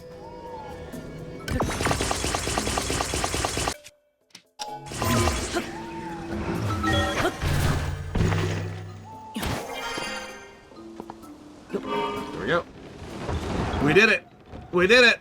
We're going the wrong way, but we did it! There we go! Yes! Oh god, this light post is in the way. Okay, hang on. Off. That freaking light post. I need a little more space for, we'll call it the Please Kill Me Father. I don't know what that means, but it's what the vehicle was screaming to me the entire time I was riding it.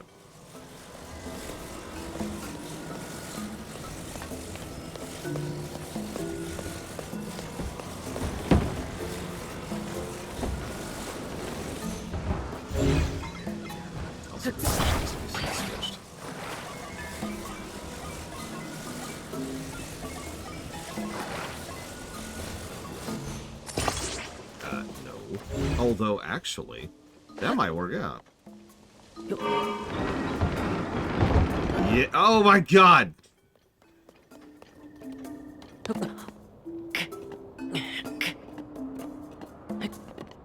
I have, in fact, seen Stargate Atlantis. In fact, I've seen more of Atlantis than I have SG-1. Sadly, I've also seen Universe.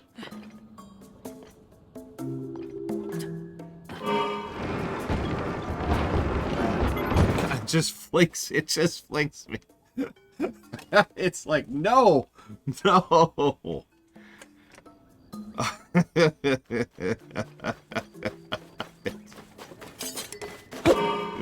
Just go. You don't need a driver. Be free. Be free. Be free, my minion. Roam free in the wilds. Oh, come on. Do it. You've got the all-terrain. Come on. Come on, please kill me. Oh, the tree is getting in the way. That damn tree is in the way. I will save you, my son. I will save you. There we go. Now you can do it. I believe you.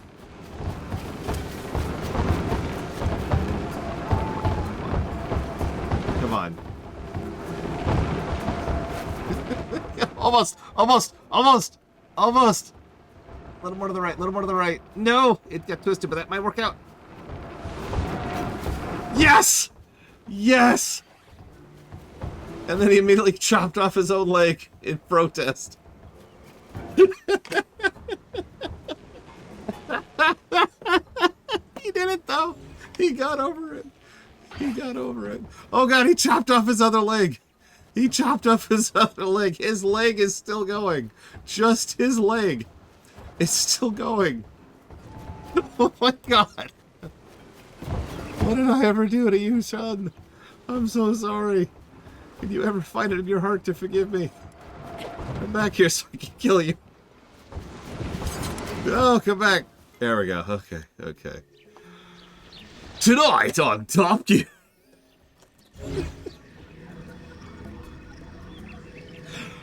Oh.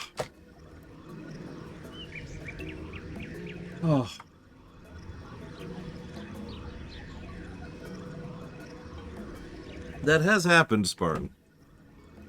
That has happened.